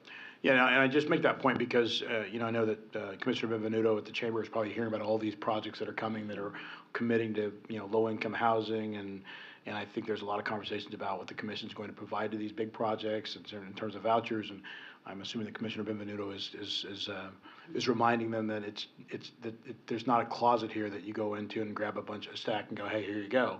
So just something to remind. And the last thing I'll say is I want to commend again the team on the housing choice focus. Right, I think when Jeff Davis and I talked about the focus of this to give people the choice to live in other neighborhoods. You can talk a lot about I'll use the phrase. Desegregation. You can talk a lot about offering people a choice of where they want to live, because people are driven by schools, they're driven by their distance to work, they're driven by a variety of elements, and the fact that we have this focus, that allows people to go to different neighborhoods that better meets with what they need out of life. I mean, just being able to look for a place that's nearby your job, so you're not driving 1 hour one way. If you can drive 20 minutes one way because you get a voucher for a project, that's great. And I think that is something that we should take great pride in, the fact that is a focus, that is a change that was made because the team here recognized the need for that, and it is making a big difference overall. So, again, I know that you hear this all the time, but I'm going to say it again. Thank you for everything you're doing. Thank you for your support. All right. Leadership.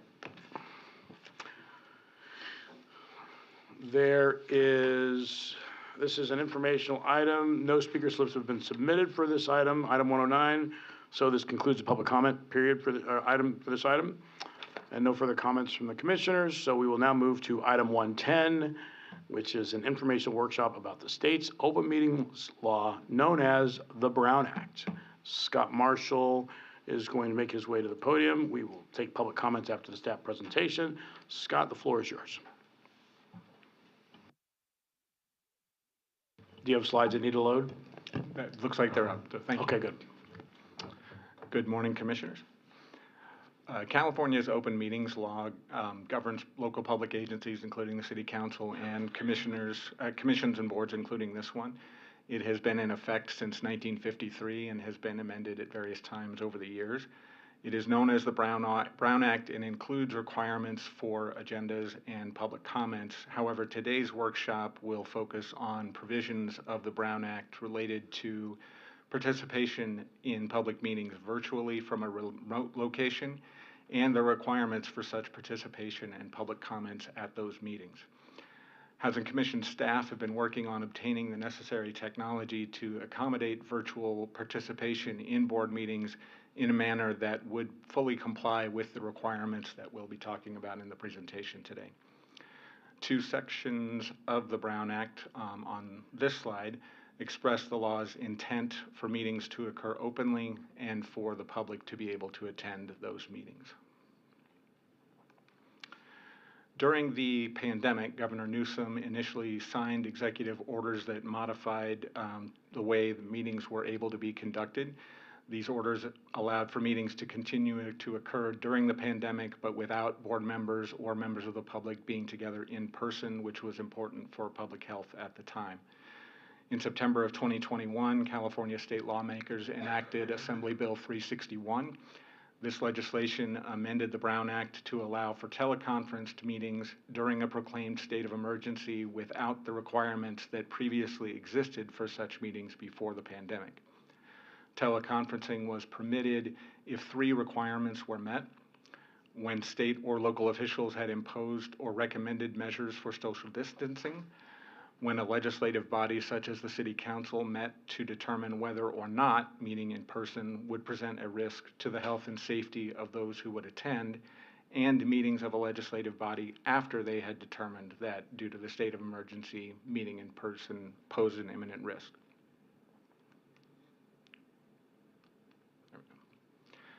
AB 361 also required an opportunity for members of the public to provide comments through a call-in option or an internet-based service option.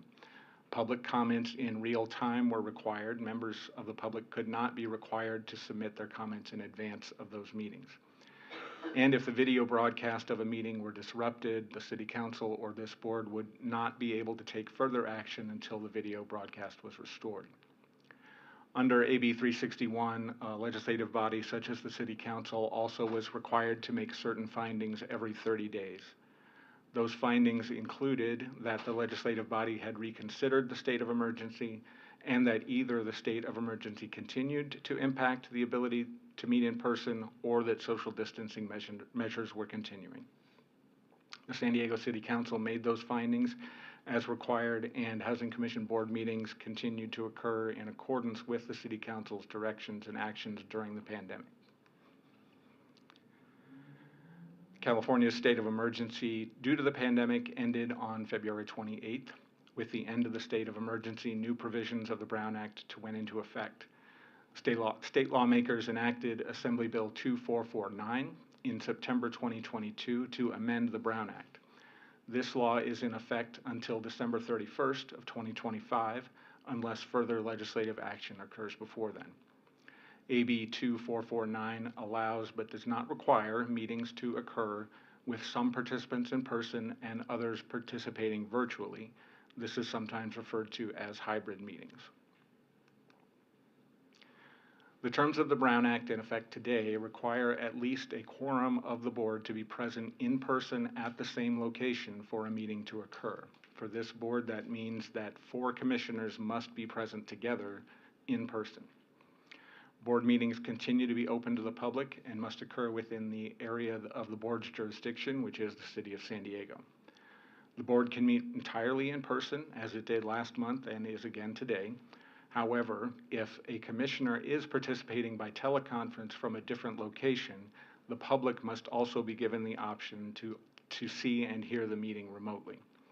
This can be accomplished either through a 2-way audiovisual platform or a 2-way telephonic service and live webcasting of the meeting. In that situation, the agenda is required to include a notice of how the public can access the meeting and provide comments. The law limits how and when board members can participate remotely. If a physical or family emergency prevents a board member from attending in person, the board member is required to ask the rest of the board to allow them to participate remotely. That request must be made as soon as possible and include a brief general description of the emergency circumstances. The open meetings law also requires the board to vote on the request for a board member to participate remotely in those circumstances. That request can either be placed on the agenda, or if there's not enough time to place it on the agenda, the board has the option to vote on the request at the start of a meeting. If an emergency circumstance does not exist, the law allows a board member to participate remotely when a specified just cause situation occurs. The just cause circumstances are defined in California Government Code. They include a child care or caregiving need, a contagious illness, a need related to a physical or mental disability, or travel on official business for the Housing Commission or another state or local agency. If a board member needs to participate remotely because of one of the just cause circumstances, they are required to notify the board as soon as possible. A board member can provide that notification to the full board at the start of a board meeting. The notification is required to include a brief general description of why the board member needs to participate remotely. The law also requires a board member who is not in person to make certain public disclosures before the board can take any action. In that situation, a board member must state whether anyone older than the age of 18 is in the room with them at the remote location and the general nature of their relationship with that person. A board member participating from a remote location is also required to do so through both audio and visual technology. They cannot participate only by phone. The government code also limits the number of times that a board member can participate remotely for just cause within a year. Remote participation is limited to 3 consecutive months or 20% of the regular meetings of the board in a calendar year. If the board meets fewer than 10 times in a calendar year, then each board member can participate remotely only 2 times. And as a reminder, regardless of these provisions, for this board, 4 board members must be present together for the meeting to occur. The changes to the Brown Act that Assembly Bill 2449 enacted will sunset on December 31st of 2025. Beginning on January 1st, 2026, the terms of the Brown Act that relate to teleconference meetings will revert back to the requirements that existed before the pandemic. When that occurs, for a board member to participate by teleconference, the meeting agenda must be posted at all teleconference locations, and the agenda must identify each teleconference location. In addition, members of the public must have access to the teleconference site and have the opportunity to provide public comments at each of those sites. At least a quorum of the board is required to participate from locations within the board's jurisdiction. That concludes the presentation. I'm available, as is Mr. Spath, for any questions. Thank you very much, Scott Marshall. Questions, thoughts from the commissioners? Since we're all gathered here today, we understand that the old COVID, way of life is now done.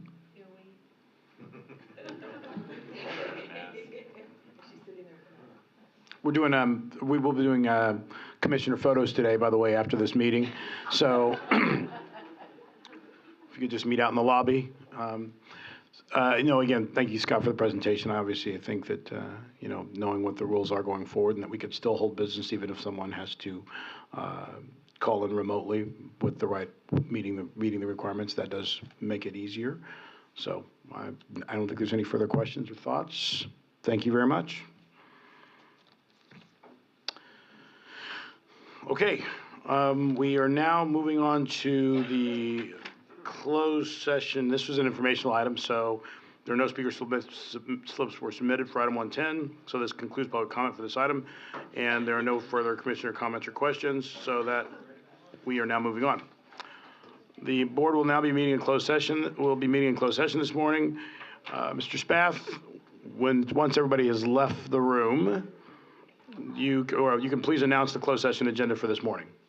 The San Diego Housing Commission Board will now convene in closed session pursuant to Government Code 54956.8, conferences with real property negotiators to discuss the extended Stay America portfolio identified on the board report, namely 3860 Murphy Canyon Road, 2085 to 2095 Hotel Circle South, and 7440 to 7450 Mission Valley Road.